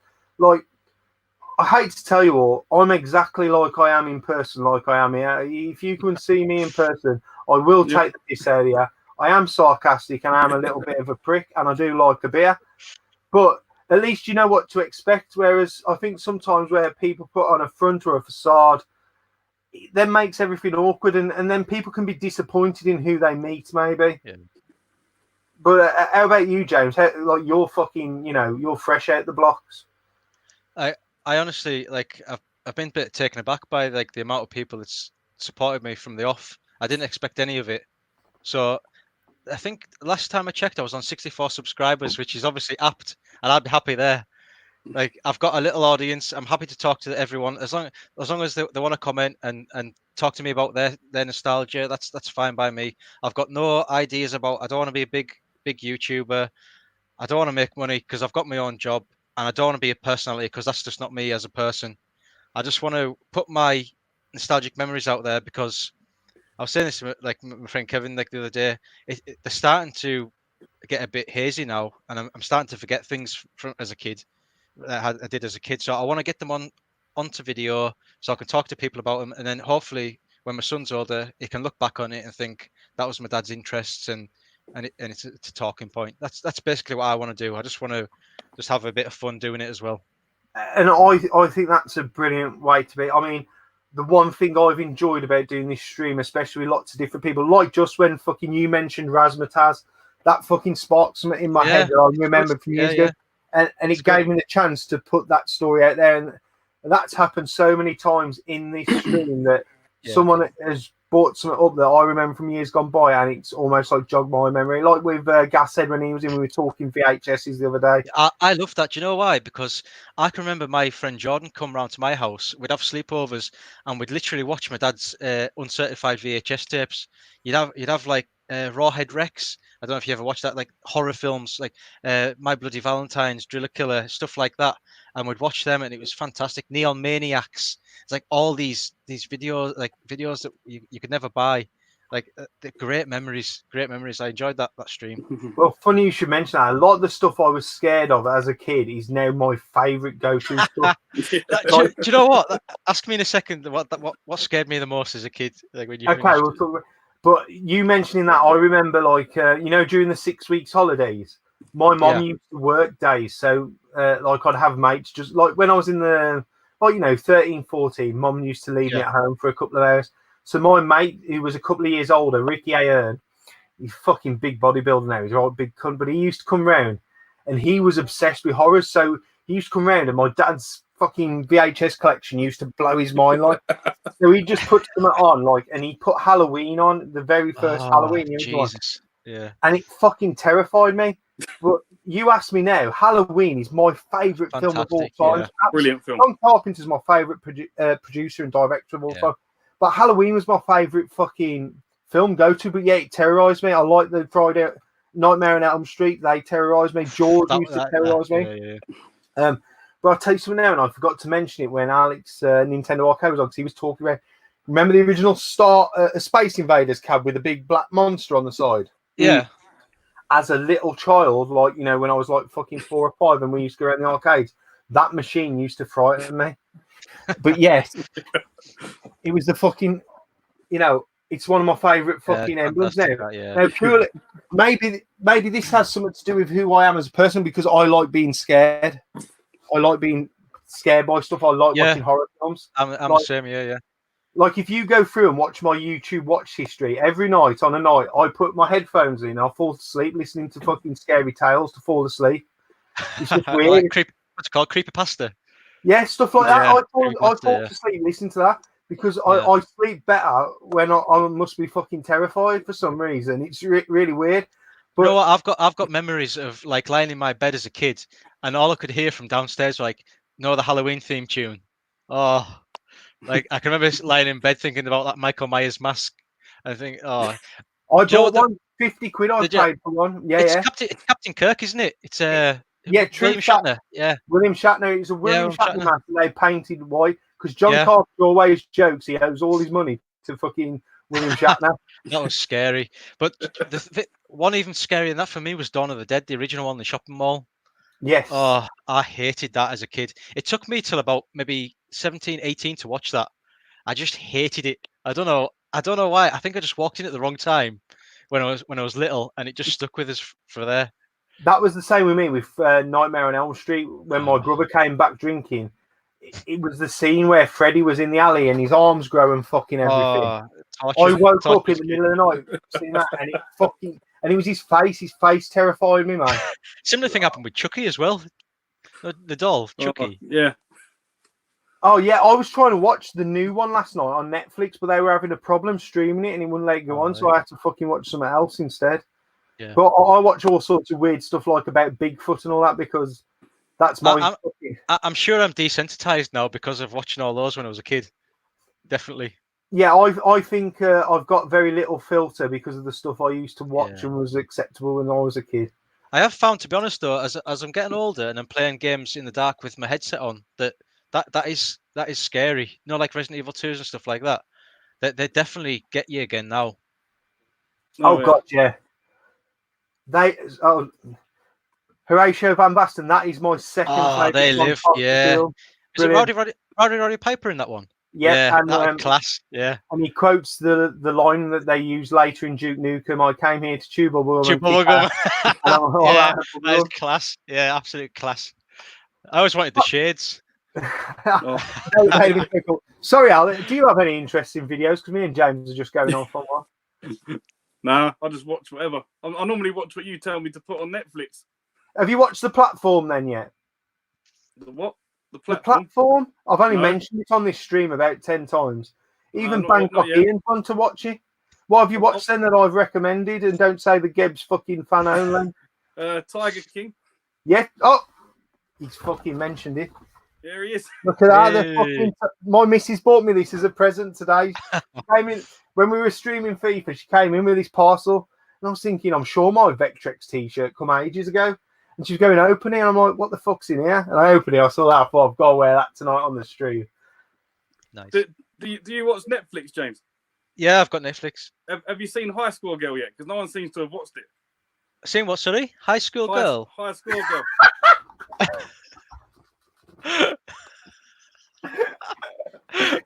High School Girl. No, No. I haven't. No. It's about all the arcade games from like the 90s and stuff, all the fighting games. Oh, really? Right. Yeah. I haven't seen that. It's an anime though, so Dana, don't watch it. Right. No, I'll check it out if I can. Yeah, definitely. I will admit I don't get into anime, but I do like some of the more classic anime. I don't even think it's anime actually, but fucking. I remember watching this when I was really young, so I bought that when that was on Blu-ray on offer. What's the guy called that makes that again? It's quite. I'm not too sure, but they're all on Netflix currently, which was like a fucking month after I bought them. They put them on Netflix, and I just bought that one as the second one. But they're not actually fucking anime. Well, I don't class them as anime. They're fucking, as you say, they're that one guy who does that sort of stuff. Someone said in the comments, but none of them can spell it. Yeah, Studio Ghibli. That's the guy. That's the people. Studio Ghibli. Al, you're like roughly my age, aren't you? Like would you mention arcades there? Like I can honestly say I rarely went to an arcade. Like my city didn't have any arcades, or if they did, I didn't know about it. So I sort of skipped that. And the only time I ever played arcades was with my dad when we went to like Blackpool or Rhyl in Wales, North Wales, or Scarborough. Rhyl. I was the same. I never played any arcades. This is what I was saying. I was really looking forward to the Leeds Arcade Club because I've half of them machines in there I've probably never even seen, let alone played. I've been to Bury Arcade Club. My wife took me there for my birthday, and it's really good. Like I'm like you, they had the two original machines there that I can remember playing with my dad, and they were both light gun games. They were House of the Dead and Terminator. So like I'm like you, I made sure I went round and played a lot of the classics. I think you'll really enjoy it when you go. Yeah, because we used to go to like caravan parks when I was younger, so we only used to play like the Simpsons multiplayer ones and the Turtle ones, like the 4-player arcade. That's all we really used to play. Yeah. I think if you're going for the 80s feel of an arcade and a lot of the 80s cabs, I think Bury might trump Leeds. I've not been to the Leeds one, but from what I've seen with the feel and everything, if you want a true feel, I think the one in Bury is probably the better. And I love arcades. When I was a fucking kid, we didn't go on big holidays. We never went abroad. We go to the one. We used to get 2 weeks away in Skegness every year. Not sometimes we'd stay at Butlin, sometimes we'd stay at another caravan park. But I remember sun holidays being a really big thing when I was a kid, and I think there was very fucking few times in spring and summer that I did a Friday at school because my parents would fucking pick me up on the afternoon. And we'd go away somewhere for a weekend, and sometimes we'd be down Cornwall. My dad would drive anywhere. I mean, I know we've been to Great Yarmouth, but there was two things I always used to look for when we went to any caravan park, and I always used to ask my mum and dad, right? Because you know when you used to have you used to be in the sun, you'd have the list of the caravan parks, and then you'd have logos for the what was there. And he'd say, make sure there's a fucking football pitch, and make sure there's an arcade. And my parents used to love it because I shit you not, I used to play football out on the football pitch till fucking silly o'clock, or I'd be in the arcade, and then were the two things I used to do. I never used to be bothered about going swimming, never bothered about going to the beach really. So it was almost like my parents could then do what they wanted to do. They used to like to go and watch the singers and the entertainment, and I'd just be running around playing football, or I'd be in the arcade, and arcades were a massive part for me as a kid. Even going back to when even locally, like we never had like a local arcade. But the social clubs that my dad used to go to, like, you know, like your Labour club and your Liberal club. Now, my dad's not politically charged. It's whoever had the cheapest beer is who he would fucking go to, let's be honest. But they all used to have, like, they'd have the gamblers that only members could go on, but then they'd have, like, your cocktail bar arcades, which I used to play a lot of. And as I say, like, then the Game Boy come along, so I used to be like, Dad, you can go where the fuck you want. I'll take my Game Boy with me. And you know, I can remember in 1994 I was in Blackpool, and the World Cup was on, and we're in a pub, and I can just remember seeing a cocktail cab like for the first time, and I'll have been 8 or 9, and I can remember seeing that Space Invaders cocktail cab, and I think Senior Steve got one recently. I know he got a version of Space Invaders, but that took me way back. But the one thing I can remember about it is all the beer on top of the table. I think, and this is absolutely disgusting. Even at that age, like, I didn't want to play it, but like, obviously, it was just a funny memory. I thought. So did you never go down to Southend-on-Sea? Because I thought that was like the Southerners' fucking journey to go on holiday out Southend-on-Sea with the arcades and that. Yeah. Down there. I used to go down there, not very often, because my mum and dad never used to drive. So if we went down there, we had to go by train. So there's always a bit of a trek going down there. And like I say, growing up, we weren't the richest of families, so we just used to pretty much stay indoors. Yeah. You know what? We was never the richest of families here either. Like, you know, I had hand-me-down consoles sometimes. I used to, you know, a lot of the figures and toys and like my Amstrad was a fucking return to the catalogue shop. It had been sent out, and they got a small crack on the monitor, on the plastic of the monitor, so it had been returned. My dad bought it cheap, and it was mine. And you know, a lot of my stuff came second-hand bought, but I never went without. If you know what I mean, I felt I was spoiled. Like I'd have new stuff for my birthday and Christmas, but like I was saying to James earlier, if my parents went to the boot sale and I was with them, I'd get games bought for me, like Amstrad tapes. I'd get action figures bought me. I never went without, but you know, my dad used to work 7 days a week sometimes. Yeah, because obviously we were coming out of the recession in the 80s. My dad was a plasterer like me. He grafted his arse off to make sure I could get them sort of things as well. See, the one thing I used to have when I was younger, which I was quite lucky about, was my dad used to work for Spears Games. So every so often, if they brought a new game out, he used to slip one in his backpack as though bring it home for me. when all the Atmosphere games come out, I used to have all them like the day of release, even beforehand. Oh God, Atmosphere! I had Atmosphere and Atmosphere the Harbingers, was it, or something? Oh, I had. There was about 8 or 9 different ones. They just put a new video in it. Basically, that was all. I see them at all the boot sales all the while, but they don't really hold that value unless you got the DVD ones. Mm. But my next question, and I wanted to bring this up, and especially you, Al, Planet Retro. But everyone knows you as Big Game Al. So why Planet Retro? Why not just be Big Gay Al? Because when I was putting in my YouTube name, it would only let me do like a first and second name. It wouldn't let me do 3. So it was Planet Retro. See, I almost look now as Planet Retro is like some small organisation, but like the TMB. So Planet Retro is you. It's the nameless gamer, and it's your brother to me. But we only ever hear from Big Game Al. I've done it as more of a channel name to try and get the nameless gamer more involved. That was why we used to do the challenges and going out hunting and stuff. And he was going to be in a lot of the car boot videos, but obviously that's all messed up now. Yeah, well, you need to get him in. I've tried to get him on this stream. I don't know why he's hiding his face. Surely that fucking conviction's been overturned by now. Well, he's got his Borderlands mask he can put on. Exactly. It could be like the stick, couldn't he, with a helmet on? Yeah. and of course, FlashbackTNT. I mean, you've caused some controversy with Grush Newton. I know. I did bringing the TNT back, and now you've tied yourself in. I am really sorry about that. Like, I never give it a thought. I didn't even cross my mind because they've obviously been away for a while, and I just thought like Tech and Toys, because I've got my original toys, I've got my original tech back, and I have flashback memories, and I thought I'll just call myself that. And then obviously Gruss came back and he mentioned about it, and I was like, while we're on Gruss now, I'm not too sure, but I think he may be trying to come back streaming. No sooner he's updated his laptop and his technology. I mean, I thought it was a sad day today. I thought the Gruss's retro stream had died, but he has assured me he's talking with Tony as we speak, Platinum Game Retro, for some advice how to get things up and running, and he should be able to do that last minutes soon. So we pray for you, Russ, and we hope everything's going well. And the advice arguing didn't work. The advice that arguing didn't work then. So Tech and Toys, what sort of toys are we talking about? Because obviously that's a side interest of mine. That's for sure. Right. And obviously a few in the comments. From the 80s, you're talking like He-Man and Thundercats and stuff like that. Oh yeah. Obviously Star Wars is massive to me. And then we've got Jurassic Park, WWF figures. I've got original cowboy cap guns and stuff. You won't be allowed to buy them now because they look real. genuine real. I've got a ton of them in my loft. I think there's.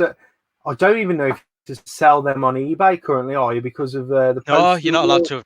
I've got a it's called a Diana like cork gun, and it's literally like a metal rifle. You wouldn't be allowed to sell it now. Other toys that I've still got are like my Toy Biz animated Spider-Man figures. What else have I got? Obviously, I've got a full set of vintage Star Wars figures that I've collected recently. Ghostbusters. Back then.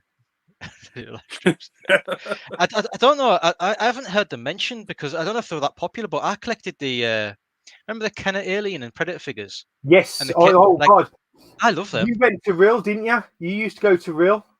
Yeah. You said it. Yeah. There was a toy shop in Real that sold those figures, and I used to always get some when I went there. I wonder if it's the same shop that I remember. Like, I bet when you said that figure line, I know there was a toy shop there, and there was one at Western Supermare, and they were the only places I could get them. I got my final figure. I got my final figure for £5. It was the Swarm Alien, for the full set in Doncaster Racecourse Toy Fair. That's the one I sell at. That's the same company, Barry Potter's, where I sell at the NEC. Do you sell at Bolton as well? No, I've not tried Bolton. But if you've been there, obviously, my neck of the woods, it's a bit easier to get to than Doncaster. So, like, I just go there as well. I've looked into them, but that Alien, that Predator and Alien figures line, man, I love that. I really did. I was a massive fan of Predator anyway, but I remember the only place I could get those figures were at the two seaside places. Also, I remember we used to go to Blackpool once a year, like on a coach trip. And Mum and Dad used to always take, the Roy Cropper bags, the massive ones.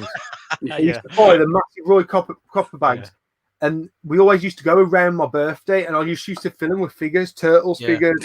Can you remember the figures always just be like on sale, like getting sun faded on the front of like shop like signs and stuff like that, hanging up?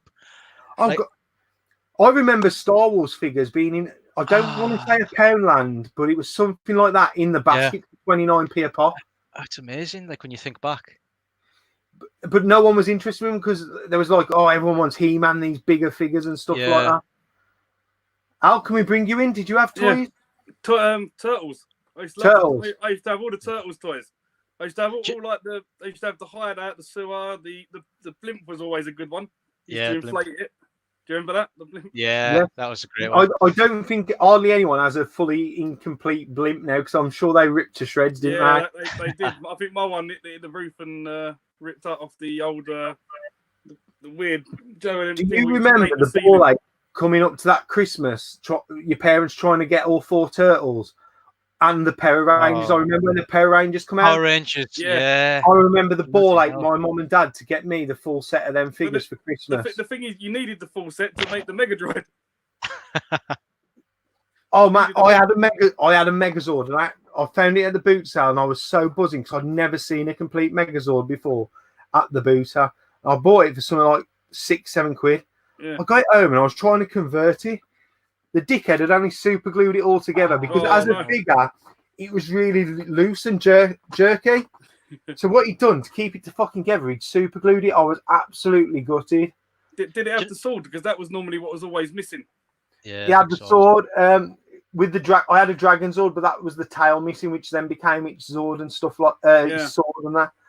But I remember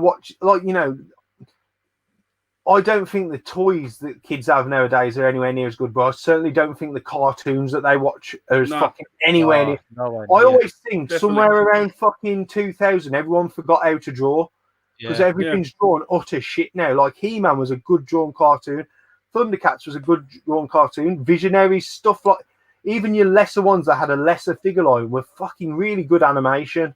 Around that time, like they started moving to CGI, didn't they? Like it was computer generated. It lost its character then for me. Oh, was it Reboot or something like that? That was completely like computer animated, wasn't it? Can you remember the cheaper spin-off, like for Power Rangers? It wasn't a spin-off, but it was like trying to compete with it called VR Troopers.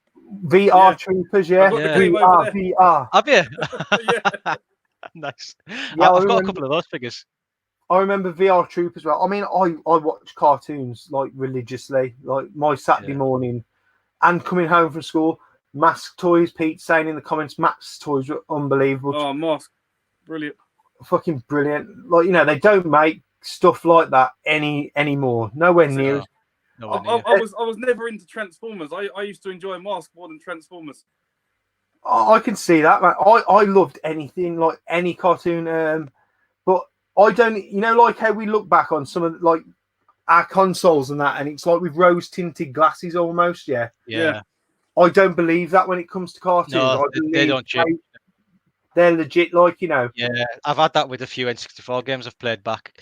Because, like, obviously, we're unfortunate. Like, the Polygon era was the N64 and PS1, and some of them haven't aged well at all. Like, I've got to be honest, they still hold a lot of nostalgia, but they haven't aged well. But it's the same as like 2D cartoons or your SNES games or whatever. Like the cartoons, they just don't age. It's the same with those figures that they're based on. They just don't age at all. Do you think, like, like the Mega Drive, the 16-bit era? Do you think them games look better than the N64? Obviously, 64 meg. It's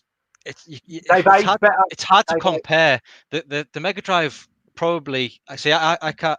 When I look at my Amiga games, which is roughly 16-bit, they haven't aged a day. Whereas N64, some of them I play and I think, oh, it's not quite as good as what I remember this. I filled in the blanks obviously as a kid and it looks real, but a 2D platformer like you've got on the Mega Drive just never ages, does it? So it looks perfect as a day. Because I tried to play Mario 64 and I just couldn't get into it.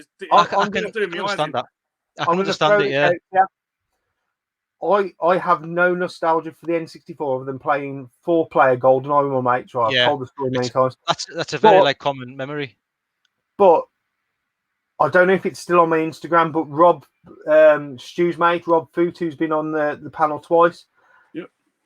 Me and him, he got me to fetch these fucking 9-inch Sony X broadcast monitors. And at the time, I'd only got N64s that needed repairing. Now, when I hooked them up, it made me enjoy the N64 because it was shrunk down that much. There was no fogging. It was clear. So I almost think the problem with the N64 is we were all used to playing that on probably a 32-inch telly by then. Yeah. See, I had a 14-inch portable, so... I reckon the smaller you shrink that, it's very much like the Spectrum. If you can get it to that 9-inch screen, it's almost perfect. Almost perfect, and it's very playable. Other than probably your GoldenEye. I've had one of my consoles modded to the Ultra HDMI, and honestly, right, I'd never played Lilac Wars back in the day. I put Lilac Wars in, and it looked shit. But I played with the settings. There you go. There's someone who I sold one of them monitors to, Pete, on a retro kit. Nice. And there's, honest to God, without having to do any fiddling, they look beautiful on it. I'll have to look into that. Yeah. Like as I was saying, like the Ultra HDMI console, once I tweaked some of the settings for the Lilac Wars, it was chalk and it was absolutely amazing. Like the graphics of it. Added some scan lines and it's beautiful to play. Nice. What you were saying about like the PS1, I mean, Al knows I've got my PS1 set up currently, the first time in a long time. Yeah. And there's some games that have aged so well. Normally you're driving games, and it's not even for the graphics, like it's for the feel of the car. Yeah. I've been playing Gran Turismo today. The gameplay. Yeah, and when I upgrade, I fucking didn't save it. I got my MLB license, and I bought the Skyline because that's how I remembered playing it. I always bought the Skyline because my brother's mate used to have a Nissan Skyline and a Nissan Fairlady, which was an import. So back then, he used to let me, I was a kid, I used to sit in the passenger seat, he used to bomb around. But that's how I used to play. And I played it today, and I almost purposely kept upgrading my car only a little bit. I wasn't spending all my money to go, just to feel those little differences that were on the car when you... And they play really well. Graphically, they don't look great. Resident Evil 1, I tried playing that. On my 24-inch B&O, it looks horrible. Awful. Right. Tomb Raider's the worst. Well, I'll throw that out there. I think because of Tomb Raider's camera angle, it plays better than Resident Evil. What I will say with Tomb Raider is it's probably one of the Tomb Raider series to me was the last game where it was proper skill. Like, you had to be accurate with every single jump, much like your older games where you had to be accurate. Whereas now I think modern games, there's a bigger margin of mistake that you can make where it almost holds your hands. Whereas, definitely, yeah. Whereas with Tomb Raider, if you fucking miss by a polygon, you fucking miss by a polygon. You know what I mean? I'm not talking about like gameplay. I'm talking about graphics wise. Oh yeah, but I'm saying I still think on my 20. I've been playing Tomb Raider because that's one of my go-to games when I go on the PS1. It's aged better, I think, purely because of its camera angle and the way it's shot. Because you always just look at Lara's arse mainly, than Resi Evil has. Because I've played them, I've been going through and playing the classic games that I used to play back in the day just to get a feel. But the games like your driving games, your Formula One. I've played a bit of Courier Crisis. I've been playing Toka. I've been all the games you guys have been playing because I'm a little bit of an arrogant git and I like to think I'm better than you all, and then I just confirm it to set myself that I am. Yeah. Send me pictures. Oh, and Gruss. I'll send it Gruss. But yeah, I definitely agree. It's like you say, 2D games. I mean, they were still making like not so much 2D games. I suppose some of the Raymans were, but they were still making shooters even up to the PS2, which when you go back, they are some of the better visual games, even back to then. Can I just ask, Al, have you got any of your original Turtle stuff? I haven't got anything original. No, because I've still got some of my original Turtle stuff.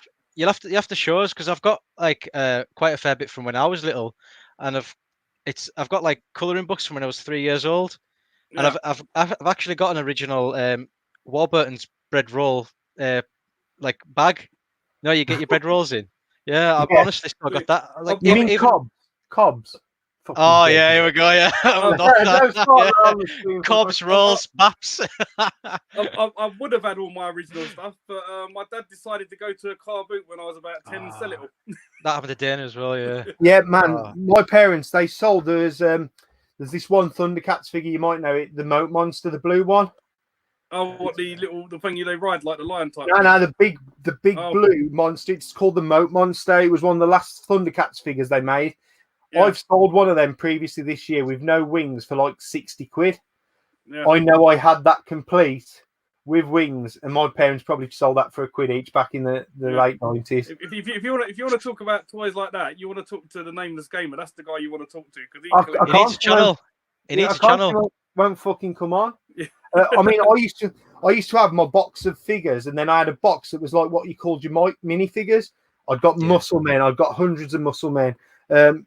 Your Battle Beasts, with the little holograms. Oh yes, yeah, hundreds of them. I mean, you're talking like 20 quid a pop. Some of them now, they're that rare and collectible. But I had all them, and I wish I still had it. And I'll tell you what, if I did have all them, I'd have to get a bigger room because I can't part with anything that was mine originally, which I've got up here. That's my original Ultimate Warrior figure. Oh, that's my favorite wrestler of all time. Definitely. That's the original one because these are all first release series ones. They were from Argos catalog. I've got that one. And I've got Jake the Snake with his snake. James, don't tell us all now. Do that 90s video. but what I'm saying is, I can't sell these. One, because they're the only two of my original I've got left. But my auntie, who's not with us anymore, she bought me those. And I remember her getting me. And my auntie always used to buy me my best figures at Christmas. I remember she got me a Terminator figure. The 1 year in Arnold Schwarzenegger Terminator figure. She got me Bob from the Batman film, the original Batman film, and you got Joker, Batman, but there was also Bob the Goon, who had a really small part in the film. But I made a figure of him, and I remember it getting me Bob the Goon. They're talking in the comments about batches. Let me just put this right. And Horatio Van Bassaguzzi, it's Cobb. Do you know what Cobb stands for? It's Circle of Bread. Cobb. Oh, really? Yeah. The end. Oh, Manta Force. I bought a load of that recently from the boot sale. I remember that as a kid. The Red Venom. It's got the really tiny, like Martian figures, like soldier figures. But I almost think, like, we were talking today with Gashead C because he was on about whether he should have a separate channel because he's got a separate channel for his VHSs. And I almost said, although we're all predominantly gaming channels, really, we're all nostalgia. Like, definitely. That's all it is. Your 80s, 90s films, your VHSs and stuff like that. Comics. I was never into comics, but I know some people are. Toys. Because I think, like, when you get to a certain age and life becomes a bit stressful, you want to go back to being that fucking 11-year-old kid and you want to remember. It's escapism, isn't it? It's escapism. Oh, God, yeah, 100% escapism. And it's a lot more enjoyable when you've got people similar to talk to about it. It's so much more enjoyable. I mean, I know Mark Burton Culture says he's got none of his actual mates to talk about. I'm quite lucky because although my best mate, he'd never do something like this and he'd never have a collection like this. But like we still have memories of from because we both grew up together from both being really little. We both have memories together. Like we remember going around each other's houses and watching WrestleMania 3 on his double VHS. Like we can quote fucking films that we watched growing up. I sorted him out with a NES Mini because he wanted something to do during lockdown. You know, we still have those memories because we grew up together. And I'm kind of lucky like that I still have a lot of my mates who I grew up with. And I, without saying like a big headed twat, I'm the go-to guy if one of them wants to find something. Like I'll have a random message saying like, Dane, can you get me a Mega Drive? I fancy playing a few games, and I'll try and sort it out. Like, you know, like some of them want to collect a toy line, I'll try and sort it out for them. And I feel that I'm lucky in that way that they see me in that way, you know, and I can sort people out. Corn on the circle of bread. I'm not even listening to him. He's a fucking Blackburn fan. Blackburn Rovers. WrestleMania 4 was the double VHS. Is that correct? Is that the one with Andre the Giant on the cover? I pretty much think it's the one where Hogan slams Andre the Giant, I thought. Yeah, it picks him up. Yeah, I may be wrong. You know what? My memories of getting the WWF on VHS, I would go to a local video shop, and I can remember going in, right, talking about scary films, and I went into the adult area where I shouldn't have, and I seen Hellraiser. Someone mentioned Hellraiser in the comments earlier. I can remember seeing that, like, is it Pinhead on the front cover? Yeah, Pinhead on the front cover. I can remember thinking, "Who the shit's that?" And I can remember going out and thinking, "I never go in there again." There's just little memories, isn't it? Talking about wrong ends of the shop, you know, when you used to go on holiday, there was never any filter. What's that? Yeah, you'd be looking at fucking ornaments, and next thing you know, you've got fucking tits and fucking dildos everywhere. You'd be like, you'd have the pen. You'd have the pen like this, trying to get the naked lady out. Yeah, you'd have the ones like with like the Blackpool tram that goes up and down, and then with a fucking woman who dresses. Yeah. Oh, funny. Oh, you'd have the packs of cards, wouldn't you? You get the packs of cards. Oh yeah. Oh, I've got. Let me see. I bet I can't fucking get to the drawer. I've got a deck right here that I found when we did someone's house out, right? And my thing was, he's always going to start selling fucking people stuff, right, on fucking Retro Realm and put a card in each fucking sale. Because I got these, right? These were they come out of someone's loft when we was clearing a house out, and I put them in my uncle's bag, right? It was when my uncle was working with me, right? I've done it before. I've done it with Noddy Mags before. I've fucking found him. I'll scream up and put him in the bottom of his bag. So I know he goes back and his missus does his lunch for him, like, for the next day. And I got these, man. And he come back in the next day, and he didn't even. Normally, he has a go at me in the van, man. He didn't stand up for me. 1 minute, I'm bending down, trailing up the wall. I come back up, and they just fucking whack me straight off the back of the head. But yeah, if I start selling on Retro Realm or sending on gifts, everyone's going to get a card each. I think that's going to be my calling card. You even have to remember the dice. Yes. You roll them into the Kama Sutra dice. Like, oh. Yeah. Fucking Serious Cities of Gold, man. That's one of the most catchy theme tunes from the fucking 80s for me. Jason the Wheel Warriors is another one. I could almost have a separate stream just talking about cartoons and fucking cartoons and toys. Yeah. Should have done. Would you have any input though, Al? What cartoons? Other than Turtles, what's your favourite cartoons? Come on, tell us what Planet Retro you used to watch growing up. Beavis and Butthead. I never got into that. I never got into Beavis and Butthead. I had a Beavis and Butthead t-shirt, but I'd never watched the programme. What year was Beavis and Butthead, Al? That was late 90s, I think. Yeah, 90s. No, I think it was early 90s, I reckon about 94 it started.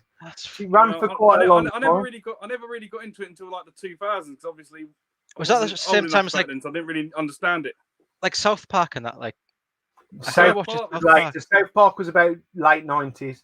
Yeah, I remember that coming out when I was at school, right? And this is when we used to have the school computers, and I used to take floppy disks in, and I used to go on a website called Kenny's Cribs. It's not running anymore. I wish it was. And it had South Park WWF wrestlers. So basically, it was every WWF wrestler they created into a South Park character. but I couldn't get them all on these floppy disks. So every dinner time, I was going in and I had to work out where I got to, copy them, take them home, so I could. And I did nothing with them other than flick through them on my fucking computer at home, because my computer at home couldn't game it or nothing.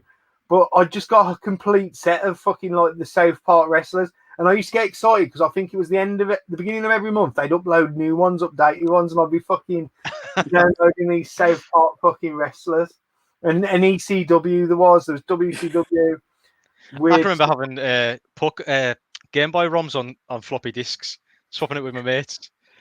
We used to have the Pokemon emulators and that the Game Boy emulators of Pokemon ROMs. The only game I ever remember playing on a floppy disk, right? And I was fucking waiting. It was really boring as well. It was just pure text. It was called Drug Lord. And you had to buy, like, certain cities, cocaine was really cheap. So you'd buy all the cocaine from there, go and sell it at the city where it was expensive. And then you'd probably buy fucking, I don't know, marijuana from there and then go and sell that. It was just there's an app of it. You can play it now on your phone. It's called Dope You Force. shitting me? No, Because my mum used to come in and get to me. She goes, "What's that game you're playing? It looks really boring." I went, "Mum, it's Drug Lords, man. Do you not know how much millions I've got?" Dope Force is called. It's brilliant. I used to play it all the time. Fucking people, I thought that was just a game that I don't even know where I got it from. That game was almost like fucking. I remember the Faces of Death doing the tour of our school and like copying it on VHS. Like that was almost like that. The guy who had the original fucking Drug Lords copied it onto one of the school computers, but you could only go to that computer and get it from school. See that turned into a PC game and used to play online against other people. It used to last for a month. It was brilliant. Really, I never knew that. I just remember it was brilliant. I just remember, didn't you used to have to fly or travel to the next city, and it was all about buying the cheapest fucking drugs at the one place to sell it where that drug was the most expensive? Yeah. I'll send you the link later, and you can have a go. Definitely. No wonder I've turned out the way I have. You know, I was just going to say that. Yeah, you learned all your business techniques. Buy all the Mega Drive games when it's cheap. Wait proud to do a full set. Move over here. God, I do miss that game though. I just fucking remember, like, you know, I was never into playing like the big games. I used to want to play dodgy ones like Drug Lords. Yeah. But anyway, guys, this stream has absolutely flown, man. We've got like 3 minutes left, so I want to say thank you both for coming on, man. You've both been brilliant. I wish you all as much success and get what you want out of YouTube as you want. You're both brilliant upcoming channels, both great guys, knowledgeable, superb banter. I've really enjoyed it. I'd just like you all to fucking, you know, send a message out there to the people watching or who watch this back. So, Al, if you want to go first while your internet's still okay.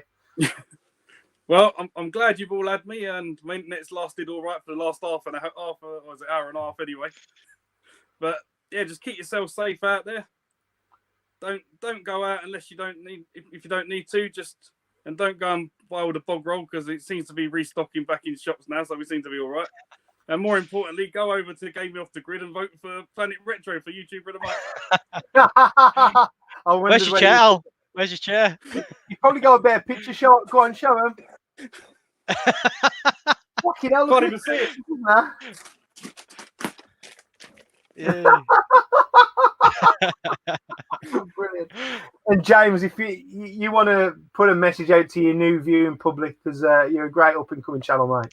I'll say first and foremost, thanks for having me on, Dane. I'm not under no illusions. It's because of you guys that I've started off the way I have, and I thank you all for subscribing, and I thank you all for putting me out there in your videos.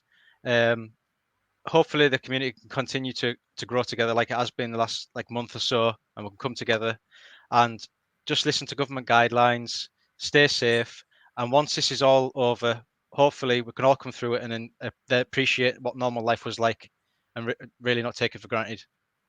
Thanks very much for having us. Thank you. I'm going to drop you two backstage while I just do me little outro bit. Al, you spelled YouTuber of the month wrong. It's YOTM. YouTuber of the month. See you later, guys. That has been such a privilege for me tonight, guys, to have two new up-and-coming YouTubers on tonight. I know I've had some big channels on before. It's not about just the big channels, and it's certainly not about me getting anything out of this. I hope both of them guys have gained some subscribers tonight. They've both come across as brilliant. I know I give Al shit, but it's because in and I'll treat him like I treat anyone, mate. Brilliant man. He's a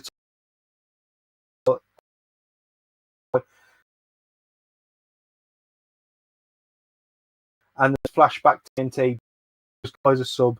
Thank you all for watching. I hope you've enjoyed a little bit of a mix tonight, talking a little bit about VHSs again. Gas says Steve's brought that to the plate. I think it's brilliant. Talking about our nostalgia as a kid, the stories we had from when we were kids, like cartoons, toys, and all that. Hope it's kept you all entertained. And I hope to see you all tomorrow. I need to confirm some guests, but I've got some penciled in for next week. But obviously, if I'm going to be doing this for 3 more weeks, I'm going to struggle to find guests. So there might be some repeats. But keep yourself safe, guys, and I'll see you on the next one. Take it easy.